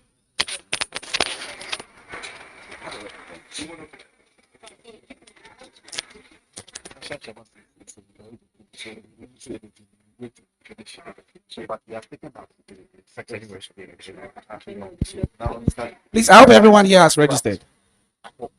If there's anyone who hasn't registered, kindly go to the table behind and then do the registration for us. What we are going to do is to create a WhatsApp platform. All of us will be there. That is where we'll coordinate everything for henceforth. The content creation, the posting, the handles, everything is going to be coordinated from there. So if you have not registered, kindly try and do that for us as soon as possible. Thank you very much. Yes. Okay. All right. So I'm going to give you a scenario. You tell me what you think about it. Okay. You can see it at a screen close to you. Okay. So now, pay attention. There's a viral video of a local imam saying something controversial. A member wants GMM to share it with a disagreeing comment. You're a member of GMM. You saw a video of a local imam somewhere else, and he's saying something that is very controversial, right? Now, these are some things to consider. One, is it Giba? Two, is GMM the vehicle for intra-Muslim criticism? Let's discuss. Let me hear your thoughts, okay? A local imam has posted something controversial. One of us wants us to share it. You're in the social media team, and one person in the social media team says, let's share it, but let's correct this narrative that this local imam is saying. Now, what do you think? Is this something to do or not? Will you do or will you not do, and why? Okay.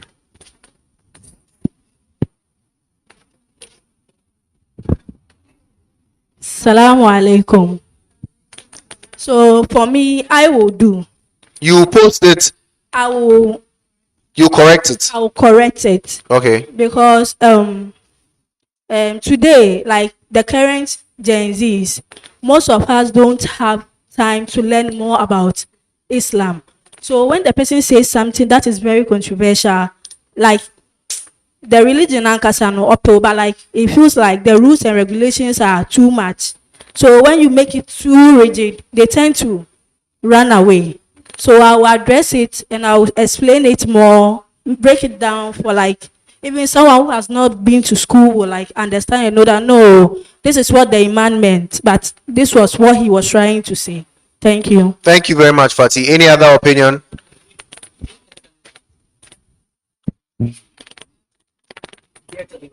Come again? Ethically right. Is he ethically right? Are you saying is that something you would consider or is something you want to know?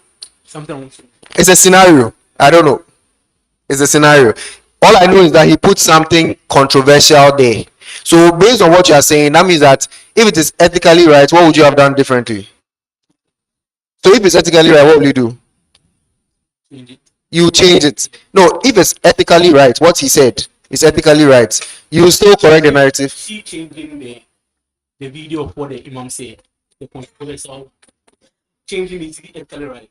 Oh, you mean she doing that? Is it? Oh, okay. So he has a question for you. You coming to address what the imam said. He's asking you that is it ethically right to do that? So that and this falls in under one of the considerations I was talking about. Is Ghana Muslim Mission Youth the vehicle for intra-Muslim criticism? Because at the end of the day, we are all Muslims, right? And one person posted, an imam posted something is controversial, right? And then you want to address it, and you are saying that you make another post under that post, or you comment under that post using the Ghana Muslim Mission Youth accounts to address the controversy. So he's asking you that thing you want to do, although you have good intentions, right? You want people to know Islam for what it is.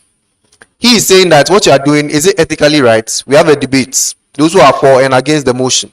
Let's go. So, I saw this hand first, sorry. Assalamu alaikum. Okay, so first thing is we'll have to look at it very well to see whether it falls into the broad objectives of the organization. If whatever the Imam put out there is something that the Ghana Muslim Mission has interest in, then we may have to address it. But how do we address it? The social media team will have to fall on the structures of the Ghana Muslim Mission, because we talked about knowledge earlier, and our leaders, the imams, they are in charge of the Islamic knowledge. So we may have to fall on them, get the proper context and the proper text or the proper information that we have to give to the people. So if in posting whatever the imam said, that means we are also posting the correction. Yes, but if we don't do that and we just want to do a battle of it wouldn't help. Yes, because in doing the social media, we are selling the brand of the organization. We want to give the organization a good face, but in certain quarters where it's very, very slippery, we may not have to go there. We'll just leave it as it is. Okay, so please give the mic to.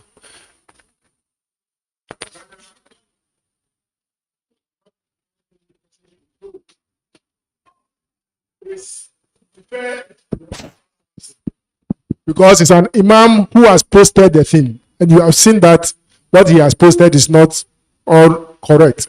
So I will prefer that I would suggest that you refer it to the Ghana Muslim Imams Council so that they look at it. If the imam is not so good in social media, maybe he'll tell you or he'll tell you how you go about it, then you correct it. That's it. But if you correct it, maybe it will be a banter which will not be good for the Ghana Muslim Mission. Thank you. Thank you. So it's a hypothesis, okay? So whether or not he is, we do not know. That we have our facts. Our facts is that what he posted was controversial. That's fact number one. Fact number two, he's a certified imam. Yes, but as to whether he's part of the Ghana Muslim, because you see, the Ghana Muslim Mission Youth it's big. This is Ghana. So whatever you do, you're representing all Muslims in Ghana. So it's big. So you have to be mindful of what you're posting. Your heart is in a good place, very good place. I won't lie. But also, when that happens, it can give signs of lack of unity amongst Muslims. So we want to be able to, keep it inside. That's why our Imam was saying that talk to the council, refer him back to where he was supposed to get all his knowledge from, right? And then they will handle that, so that if anything, any action be done, he will take the post down himself. Any questions? Just to add, so yes, as much as possible, we will stay away from controversy as an organization. However, when an information is put out there on Islam, the Prophet says when something bad is happening, you either stop it with your hand, with your voice, or in your heart. The heart one is the least of faith. So if something has been said about Islam, that is not right. As the Muslim organization, we can contribute to putting the right information out there. So I agree with my brother that yes, we refer it to the imams, but Ghana Muslim Mission, without making reference to that post, can also make a post about the subject matter and then put it out there in the public domain. Now we leave it to the public. They have both information there. At least we have spoken about the subject matter without making reference to it. My next comment will be a question where I'm adding a little twist to the question. If in the post out there that's controversial, Ghana Muslim Mission's name has been mentioned, So this is the question for everybody. It's not for me also. So if in his post he mentions or maybe even tags Ghana Muslim Mission Youth, and you know when somebody tags you, it's a sign of how do you call it? There's this English for that, agreements. There's a word. If I tag you in a post, either you were there, a sign of association. So if he has tagged Ghana Muslim Mission Youth in his post, what do we do about that?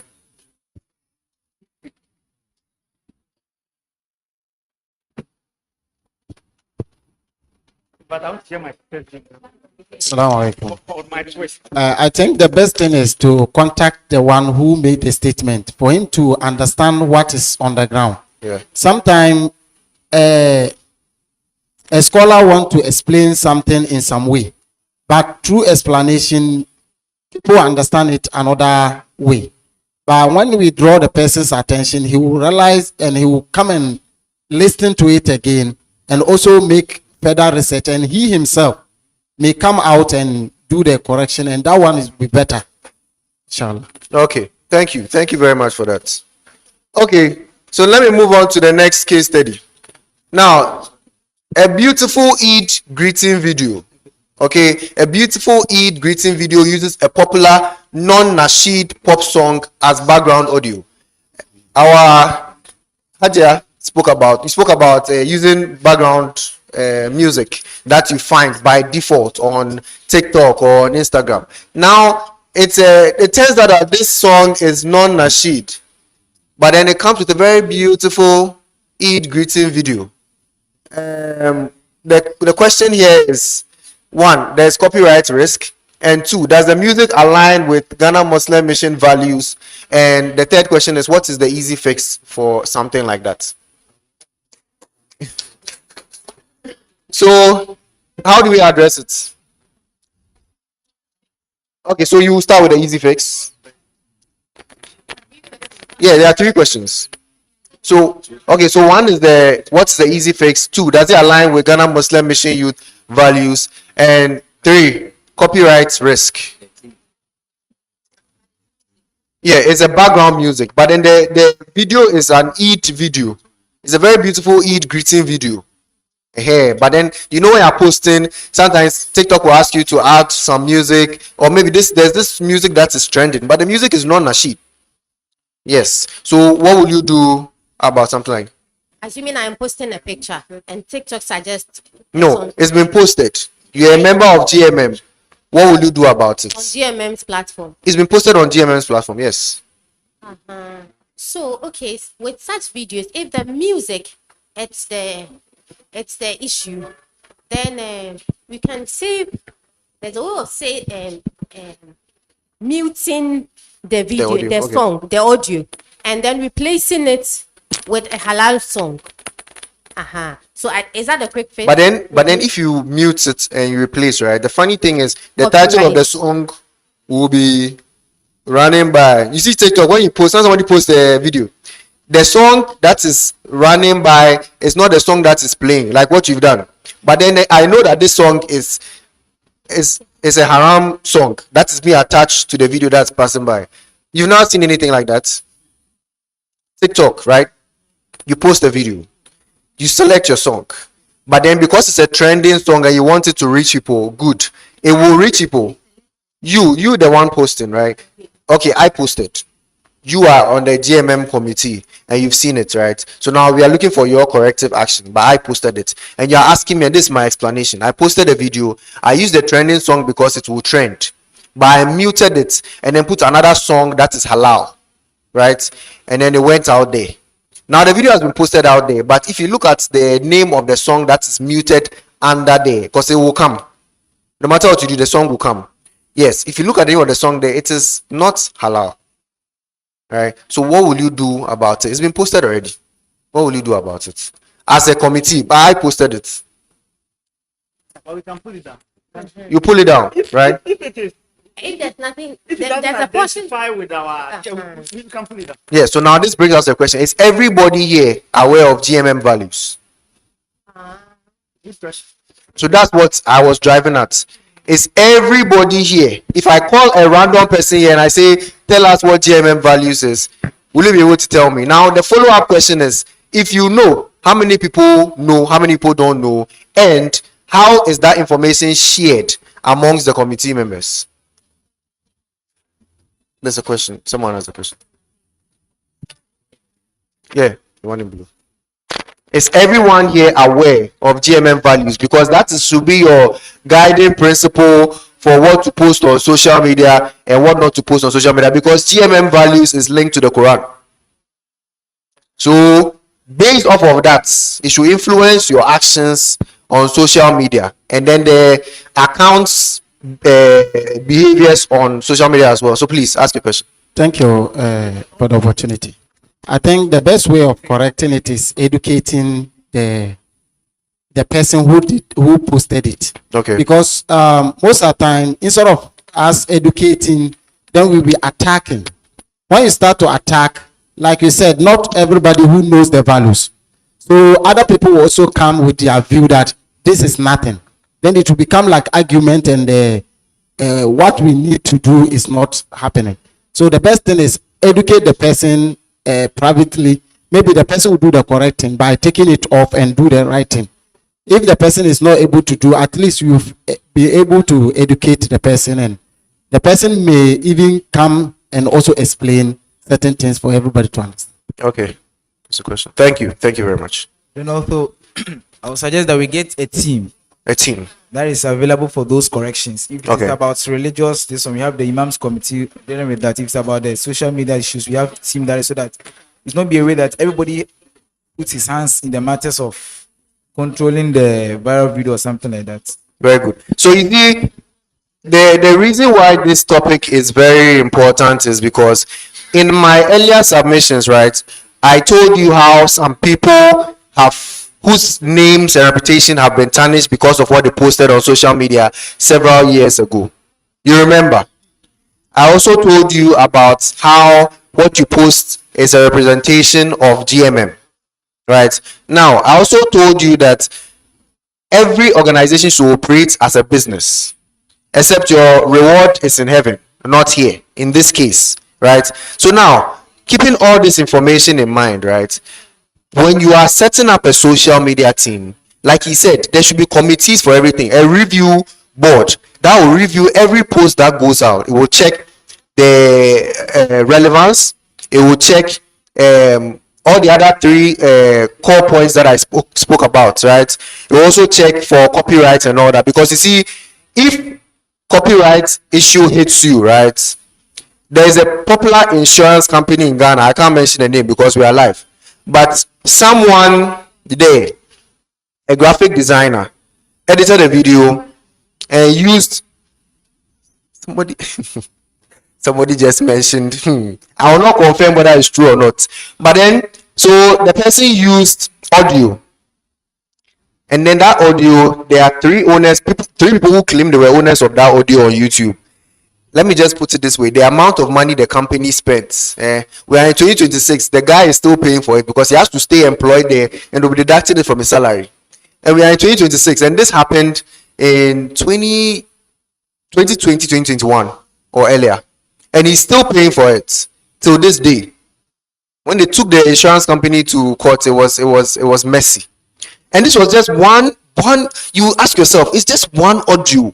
I make posts all the time, but just one audio. Because of that, some people lost their jobs though, because those people were supposed to review his work, lost their jobs. But he who did it will stay and then pay for it until the debt is cancelled. We are talking millions of Ghana cedis. So I don't know which year he will finish. By that time, he will be an old man, but he will still be paying. If they will take it from his pension, they will remove it. But you see, this just tells you how a small act can be very costly. So when you're on social media, don't think that you're untouchable or you're invisible, because everything you do, people are watching. You see how you said 2,000 views, 12 likes. It doesn't mean 12 people watched though. 2,000 people watched. So you need to be mindful of the things you do on social media. Okay, let's move on to the next hypothesis. There's a welfare program photo which clearly shows a family's faces receiving food aid taken without explicit consent.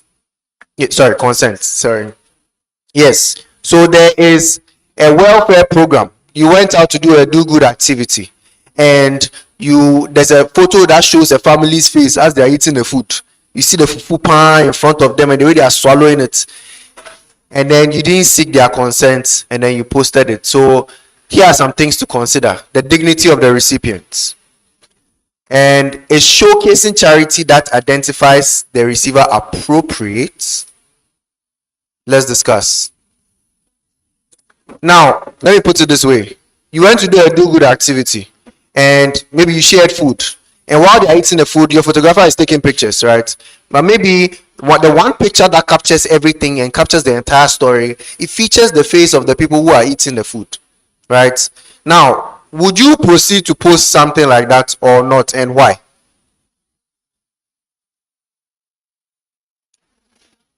Please, we have a speaker here, but since you are close, you can use this one. Yeah. Hello.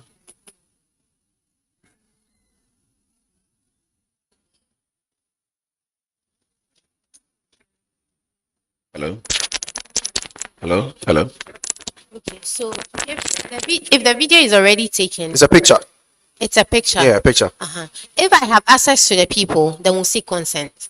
If we do not have access to the people, then that will be a risk to take. And do you now weigh if it is worth showing their faces? Does the face impact on anything? If yes, what is it bringing on the table? If no, then you don't even show the faces at all. There are other ways to blur the faces and do all those things. So once you have those options and you're unable to reach them for their consent, then you can blur the face and still post the picture. I have a question for you based on what you said. Now, you are blurring the pictures, right? Would you agree with me that when actual faces show, it adds authenticity to what you're doing? Exactly. So if you blur the pictures, you also know that there's another risk of me thinking, oh, they just staged this thing and then they posted it. Yeah, that's another side. So if I would first of all try to seek their consent. If I'm able to, then that's 100%. But don't you think seeking the consent should be the first thing you should have done before taking the pictures? Oh yes. Okay. So that should be the first thing. But if the video has been taken already by my people, I wouldn't still go ahead and post because they have taken it. I will still try to get to the people. Okay. All right. Are we all okay? Can we move on to the final hypothesis? All right. Okay. So a GMM youth member posts a meme mocking a politician on their personal page. Someone wants to share it on the official GMM account because maybe the meme is on point, it's funny. And you know, social media, right, is not too serious. Although you have to be careful, it's also not too serious. There are some memes that are okay, you understand? But then the question is, somebody wants to share it on their official account. What do we do? Ghana Muslim Mission, we are apolitical, non-ethnic, non-sectorial, non-political. So we can't, if let's say we are having a program and we invite state officials or we invite political parties and they come and are part of the program and we are sharing it, that is fine.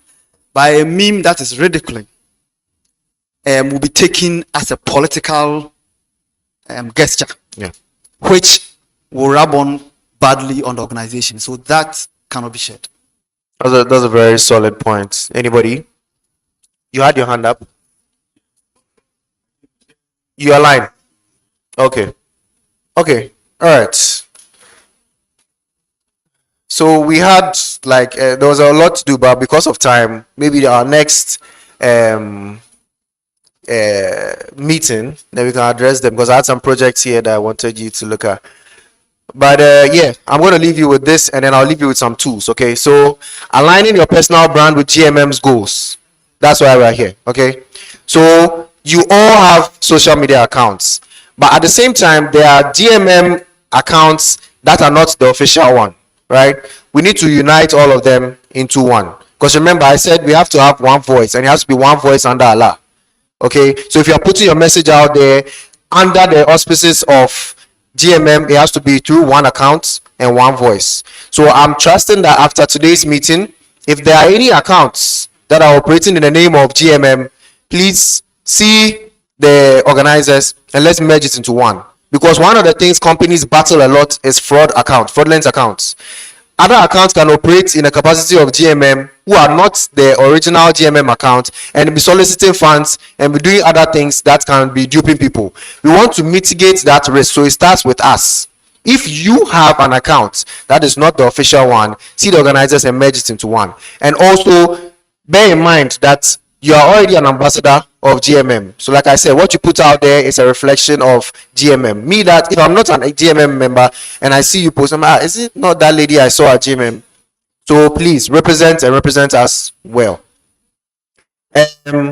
Yeah, so also your personal and official line, if there is one, you put it out there. And also amplify what GMM says by, sharing on your platform, not with subsequent or sublet platforms of GMM. Yeah. Okay, so now let me give you some tools. These tools are very important. Okay, now in the future, I don't know how maybe the next sessions are going to be like, but I was happy to see some laptops here, right? I was happy to see that people came prepared, but in the next session, it will be very good if everybody brings a laptop. Some of the things you can do on phone, but to get the best experience out of it, you have to use a laptop, because when we get into the tools, then you understand, because everything we are doing is a build up to where we are going. The committee has a vision where they want to take you, but we have to start with this and then we get there. When we get to the actual tools where you guys will become actual designers and video editors and social media content creators and all that, then you understand why we are learning all these things and we are sharing all this information. Okay, so for the tools, right, Canva, which is for designing posts. Some of you said you do posts with text and all that. Canva is your go-to. The reason I'm not putting anything Adobe like Photoshop and all those things here is much more complex than Canva. For that, we'll have to have like a separate session. Like you have to actually have a separate session, because that one is way more complex than Canva. Okay, so Canva, you can use Canva to do, you see the deck you saw, I use Canva to design it, right? So you can use Canva to do those things. You can even use Canva for videos, but I will get into that later. CapCut, you all know CapCut, right? Right now, almost everyone who creates on TikTok uses CapCut. So yeah, that's for simple video editing, trimming and all that. Now for the social media managers, you want to use the Meta Business Suite. Now bear in mind, Facebook and Instagram are one. They are called Meta. So you want to pay for the Meta Business Suite, where you can run your ads. You can test it if you have a business. If you don't, start one.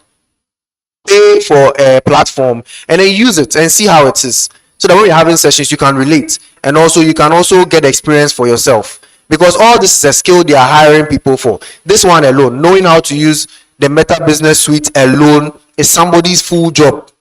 That's literally his work, and he's called a user acquisition specialist. So his job is to push the ads out there and direct the traffic back to the app. Okay, that's somebody's job, and he's being paid very well for it. That's just one person's job. Okay, there are these remote companies in America and UK who are hiring people who are very good with Canva. That's their only job, Canva. So anybody who's a professional designer, this is like a retirement plan for him, because if he's using Photoshop and those complex ones and then his only job is to use Canva, he's okay. Okay, so bear in mind, Canva, CapCut, Meta Business Suite. Now you see the QR code you scan, and I told you to give me your Facebook, where you use and everything. The software I use is called the Mentimeter. Mentimeter. So if you want to create polls, engaging polls online, right?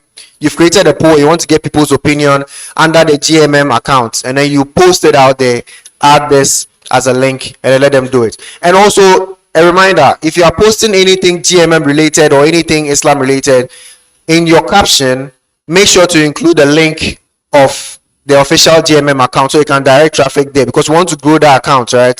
So let's direct all traffic there. Now remember, I told you that there's a tool to schedule your posts on all the platforms. It's called Later or Buffer. Later or Buffer. Anyone you type, because they changed their name. So Later or Buffer will do that to schedule your posts. So you can even schedule posts for 2 months. As long as you've gotten approval, schedule it, and then it will just be posting on its own. As long as you are connected, you should be good to go. And then on Splash or Pexels, this is just one of 1,000 options where you can get stock images, but I'll not even recommend you use stock images. Right now, use AI images. Okay, so go to magnific.com for free pick. Yeah, it was formerly free pick. My man knows. Yeah, so magnific.com to generate high resolution AI images. Okay, and yeah, so to deal with copyright issues or audios being attached to videos and all that, go to the YouTube audio library. Every single image there has royalty free music, so you don't have to worry about anybody coming for you when you post a video and attach a song, but get it from the YouTube audio library. And Google Docs or Notion for your planning. Okay, your scheduling. You see how you all wrote your plans? Notion, forget Google Docs. Notion is the best tool for that, so you can put your ideas together and then, you know, facilitate them. All right, so these are some things to keep in mind. So your audience is a mix of so many people. Okay, we have people who are going to be listening to you and consuming the content you put out there. We have imams, you have executives, youth, women organizers, media professionals, people who are not even Muslim. Okay, so when you are coming up with content, curate it with this in mind, that you are feeding all these people. So have all of them, take all of them into consideration. And then device variance. Okay, you are doing a post, especially with Canva, it helps. Okay, it can give you sizes for link. You know, LinkedIn sizes are different from Instagram sizes. I hope you know that. Have you ever seen a video or an image that was posted and some part has been cut off? They didn't use the right dimensions. Dimensions are important. Like I said, when we get into the technical side of design, I'll take you through. But dimensions are important. There's 1080 pixels by 1080 pixels. That is a full square. So that one usually it can go across multiple platforms. But if you go and do that on a platform that doesn't support that, you see that the image has cuts at some point. So you want to stay away from that. Bear in mind, people are using smartphones, people are using PCs. So consider that in your content creation. Energy management. Also same as the consumption. Don't overload them with too many things, okay? Small. It should be strategic. Islamic grounding. Whatever you do, again, should be grounded in. And then GMM specificity. So again, linked to Ghana Muslim Mission all the time. All right, that brings us to the end of the session. Thank you very much for your time. I appreciate it. So I'll see you at the next session. Hello. I think we need a takbir for our facilitator. Takbir. Mashallah. I think we need to give him a Muslim name. Now he's one of us, isn't it? Shafiq. Mashallah. So I'll task one of you to kindly guide him onto the Islamic path, inshallah. Thank you very much, Mr. Accrington. May Allah bless you. May Allah reward you for the knowledge that you have imparted onto us. And inshallah, we are going to do well to abide by them and make sure GMM. Hello? To ensure that GMM. Okay. Hello? Okay.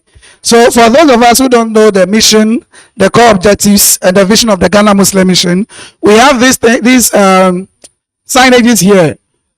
So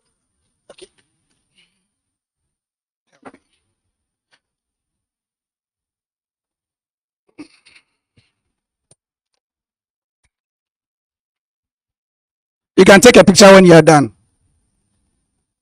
Our core objectives, the mission, and then the vision of Ghana Muslim Mission. So they are here for you to have a look and then keep it in mind, inshallah. This is going to guide everything that we are going to post online, inshallah. So as I was saying, thank you very much to our facilitator. I think we would like to have a few words of encouragement from the national chairman before we proceed to before we go for Asr, inshallah. So let's welcome the national chairperson.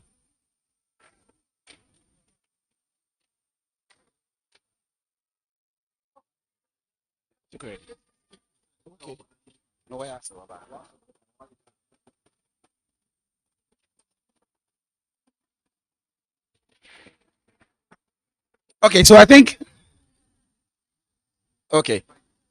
we are going to break for Asr and then lunch. And then when we come back, we shall proceed with the national chairperson's.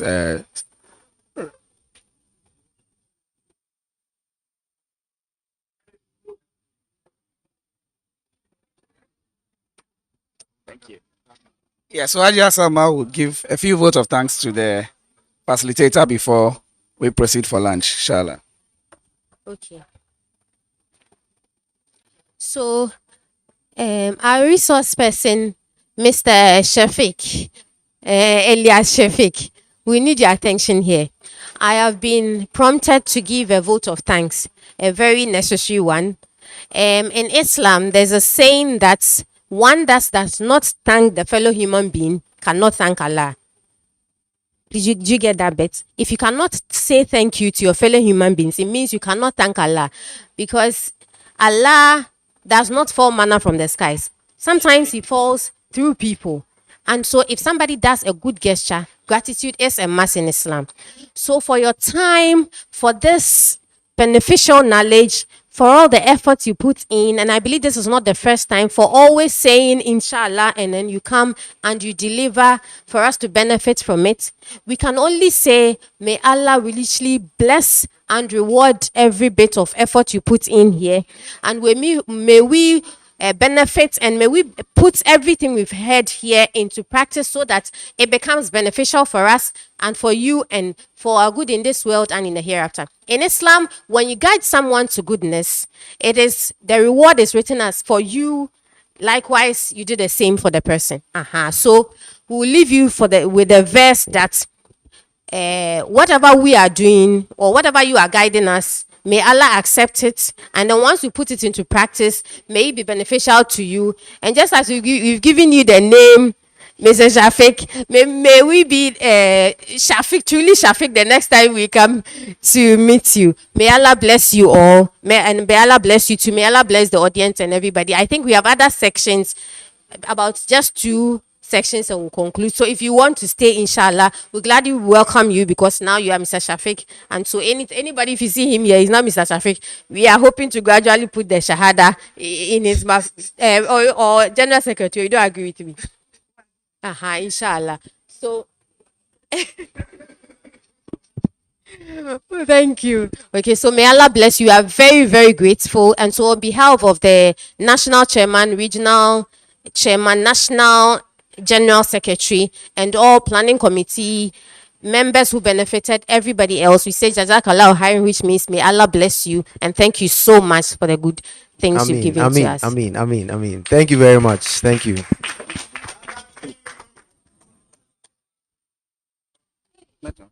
Chairman, you should have told me this. National chairman is here. National chairman, there's information regional chairman shared with me. I believe I can share it in relation to Amen Scientific.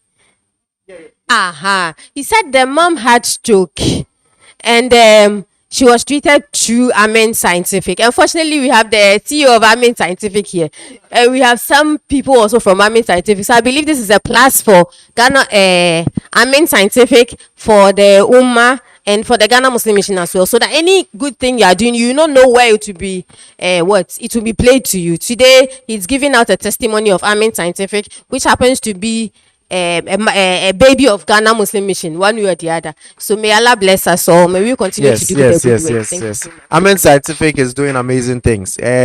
Because it was a situation that I didn't think there was any solution for, because it was my first time experiencing something like that, and I was destitute, but then I did my research, I found Amen, I enrolled her there, and then the whole process, and they were even nice to her, like when she comes for her session, they were nice to her.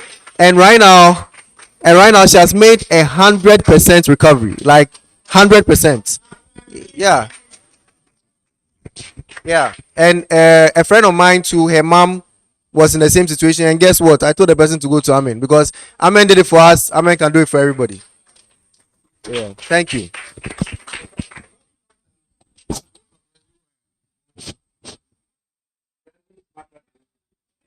People are here, and somebody is giving testimony like this, and you know, capture it, and they are sitting there.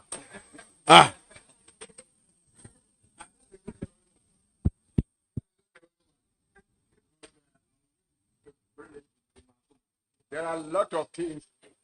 Okay, maybe when I come, then I will tell you. So thank you very much. We are going to break for lunch and answer. No, I was just saying that a friend of mine's mom was in the same situation, and then I referred her to Amen. So they've started the treatment. So yeah, Amen is doing great things, and I think now that we are learning about social media and stuff, we can use it to benefit. Amen. Amen can benefit from this, right? We can do some social media strategy because you see, it's not every company or institution that is doing amazing things that we are hearing about, unfortunately. And all these things come down to our social media strategy and where we position ourselves in the digital world. So with the things we are learning today, we can use it to facilitate the good work of Amen Scientific so that they can also reach more people, because there are a lot of people who are going through it and they don't even know what to do, how to go about it. But if we push it out there, if we run ads for Amen Scientific and all that, it can be good. Because we got it, I did it because of research. I just googled it, right? But then it might not come to your mind to Google it. You might rely on somebody's feedback. But what works for Kofi might not work for Ama. So it's something that we should, use to push the hospital. Yeah. So I think it's a good thing. Yeah. Thank you very much. Thank you very much. On that note, we are breaking for Asr and then lunch. We are going to come back at 4 p.m. Let's pray Asr first, then we come back for lunch, inshallah. So let's pray Asr and then we come for lunch. By the time you come back, the food is served. So thank you very much, everyone, and we expect you back by 4 p.m. inshallah. Thank you. Assalamu alaikum.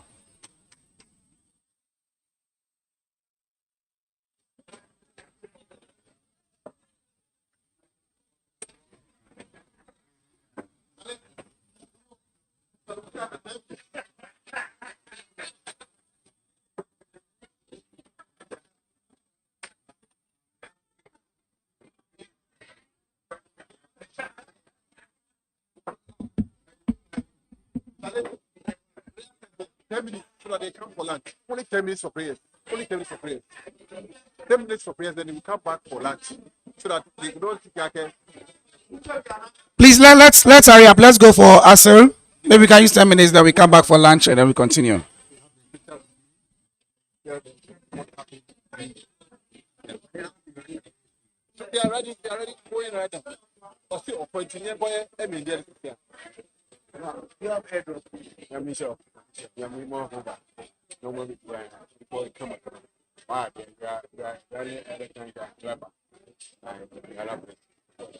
And what we get you, let everybody hear of you and get more and more.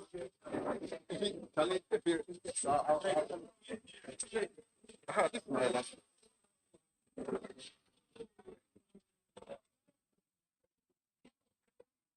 Yeah.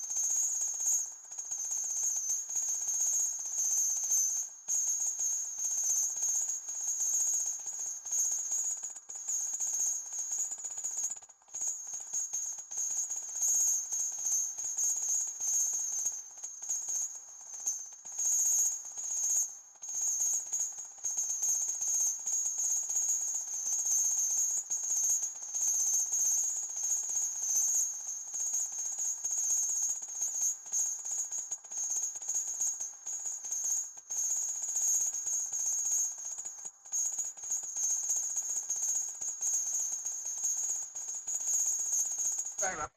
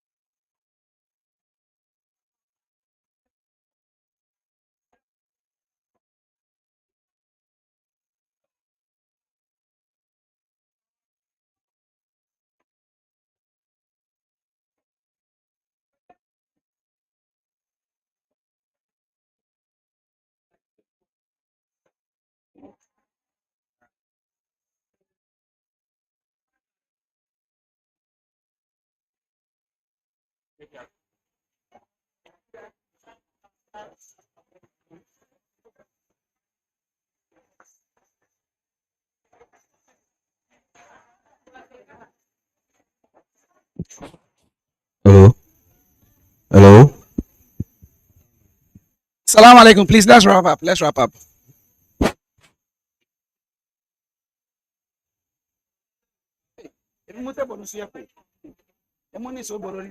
Hey,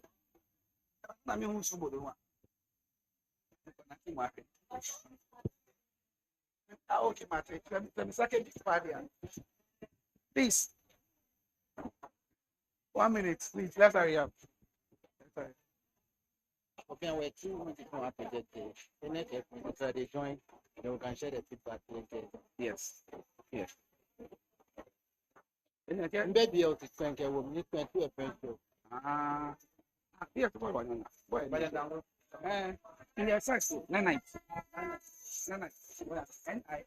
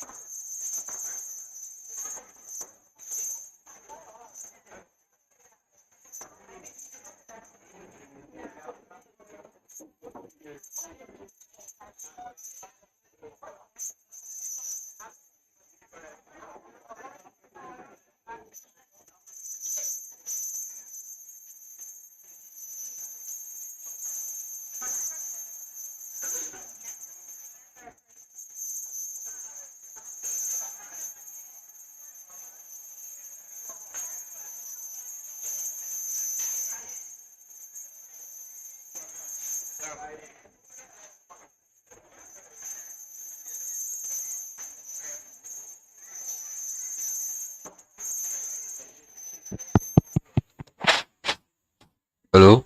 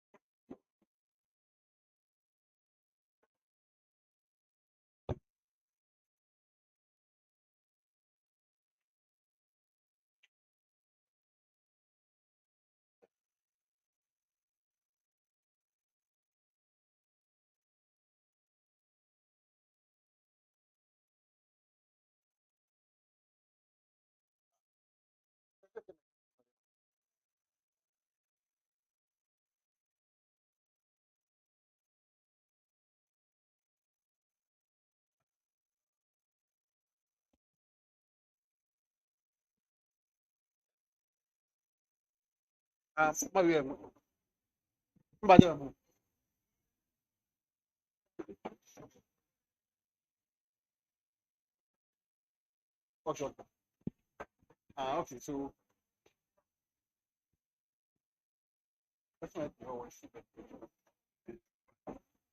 what's it?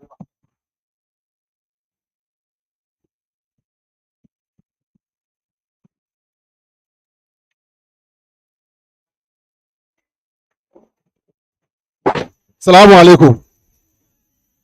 Salamu alaikum.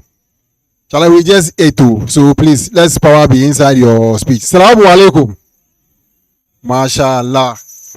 I would like to thank everyone for making time to come here for this very important workshop for GMM. You know, we are in the best 10 days of the Hijjah, and what we are doing, if we can see the blessings we are getting, we will not be able to comprehend. And so we ask Allah to grant us His favor and lead us to the end of what we all ask for. That is, we all meet like this in Jannah.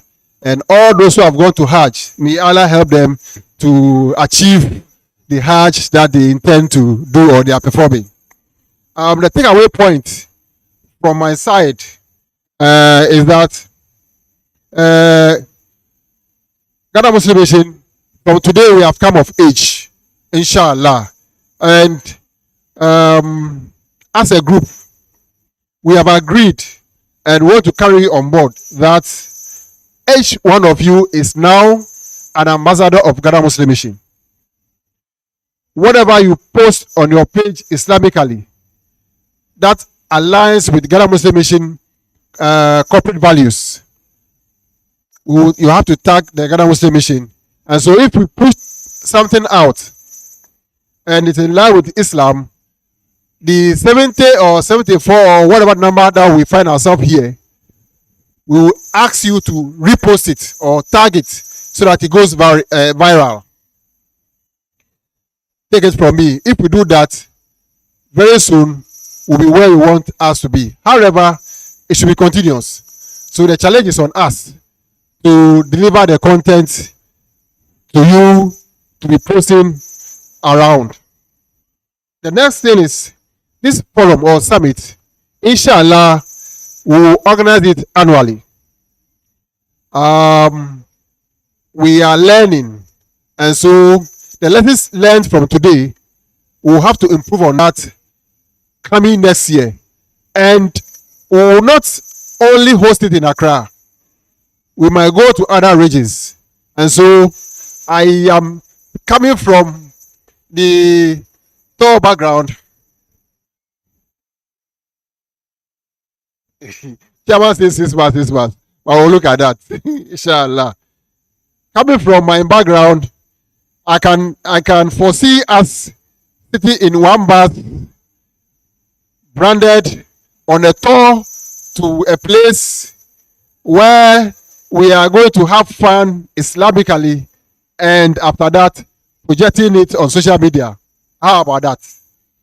You know, these are the things that we have to look at. Now, hey, computer.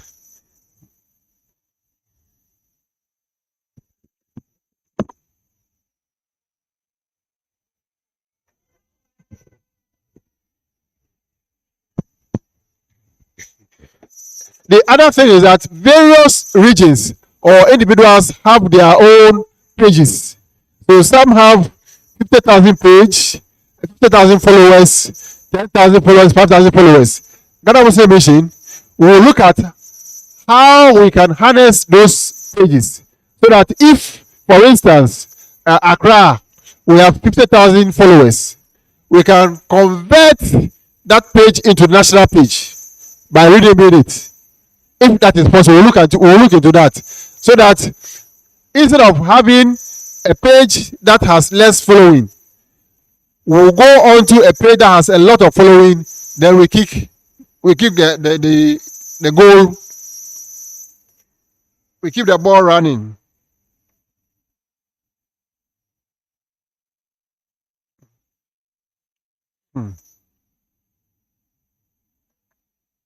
Amen.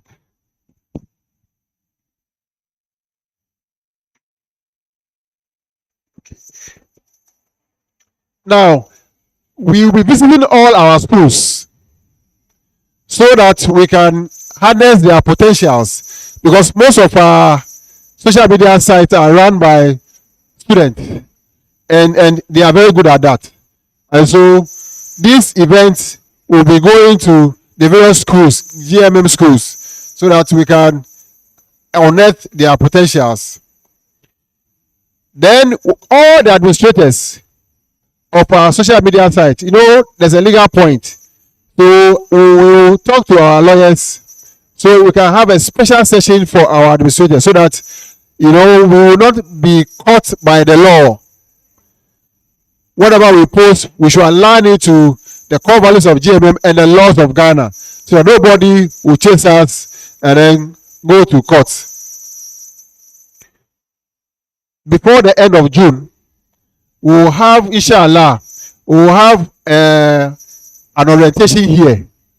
And so we are inviting all of you to come so you participate in that event for the benefit of Ghana Muslim Mission.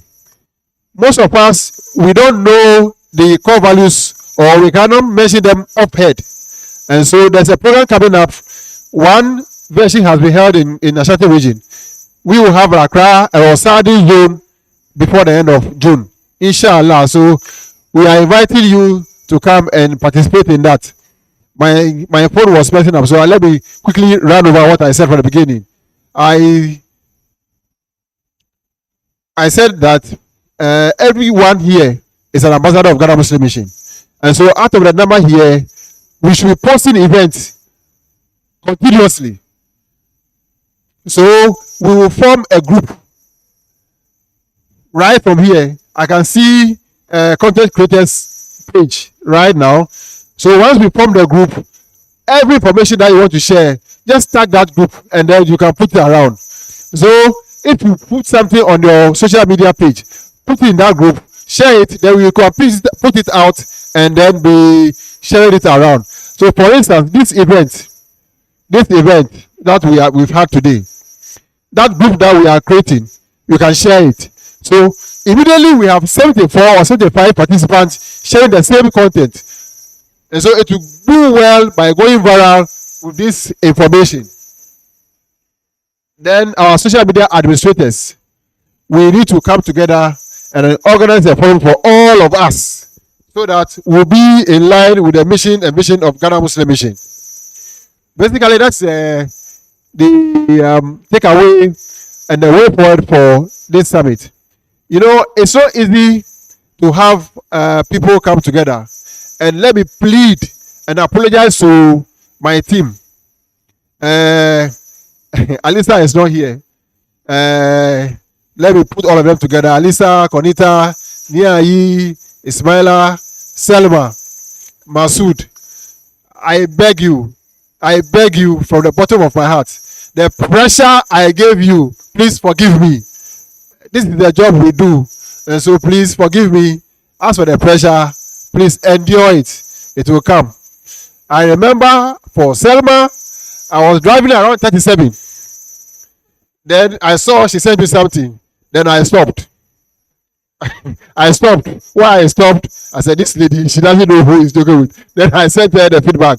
Then quickly she sent it to me. I moved once more. Then I parked at the Flagstaff house. I stopped over there too. Then I responded. But in fact, that's how we work. May Allah give us the strength to do more. And so please, in the course of planning of this project, if in any way we have done something wrong, please, me, myself, I am apologizing in advance. Forgive me. Next time, we will happen again. I beg you. Have you forgiven me? Inshallah. Inshallah. So, the serious issue is that whoever is here, you are very important to Ghana Muslim Mission. And so please, the role we are assigning to you now is that we have created a group, and that group will be sharing information. So everybody in that group, whatever comes up, share it on your pages. Share it on your pages, and then we'll be giving information as to when, and then the roadmap will come formally, and it will be shared in that group. We will have the daily whatever the group shared around. We have that information, we'll put it together, and then we'll make it available to every member of Ghana Muslim Mission. There are people who wish to be here, but they are not here. So if you know somebody who is in GMM and has following, please bring the person. Let them know that this is the work we are doing for Allah. And so they should come and join this jihad so that at the end of the day, we expect benefit here and the hereafter. Assalamu alaikum. If you have 2 minutes for questions, otherwise, our national chairman will come in and then say his words of wise words of encouragement.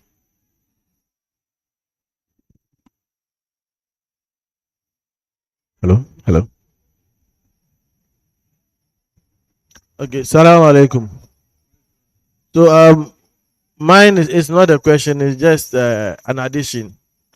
Okay, so since we are all here trying to move Islam and Ghana Muslim Mission forward, we should also be mindful of the timing, because most of us were late. The program couldn't start early, and now we are dragging. So I will encourage each and every one of us that next time we should be on time, and then everything moves swiftly. Thank you very much. Okay, the final point is that our short code, the payment code, will display it on the screen. Please put that on your social media handles and share it so that people will buy into it and contribute to Ghana Muslim Mission. We have the direct debit. We are working on direct debit. It's not yet ready. That one, you pledge whatever you want to give, monthly, weekly, and daily. That one is not ready yet. But the other donation is ready. So all the regions are there. So we'll display it on the page now. Then you can decide what to do with that by posting it around. For members who are not, you'll be surprised that most of the people who have contributed to this are non-mission members. So it means that if we sell ourselves well, we'll have a lot of following and people who are willing to support Ghana Muslim Mission. And so the task ahead is not easy.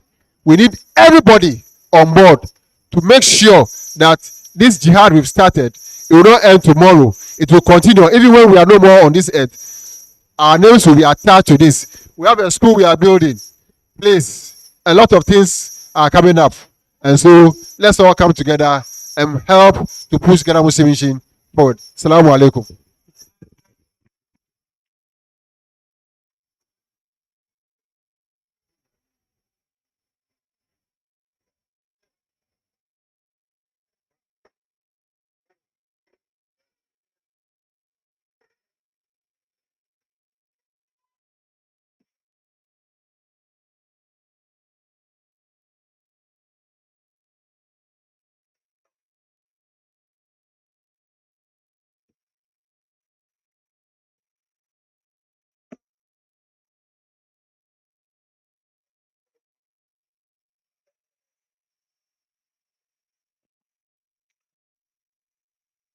الحمد لله رب العالمين وأشهد أن لا إله إلا الله وحده لا شريك له وأشهد أن محمدا عبده ورسوله صلى الله عليه وعلى آله وصحبه ومن تبعهم بإحسان إلى يوم الدين. أما بعد, praise and thanks be to Allah. Praise and thanks be to Allah. We always said that I should come there. The witness that is his only one word of worship, and the Prophet Muhammad is his messenger and servant of Allah. Peace be upon him, his companion, his family, and all those who follow the truth to Judgment Day. May Allah bless you all. May Allah accept our prayer. May Allah bless our effort during these holy days, the best days of the year. May Allah accept it for us. I have very great admiration.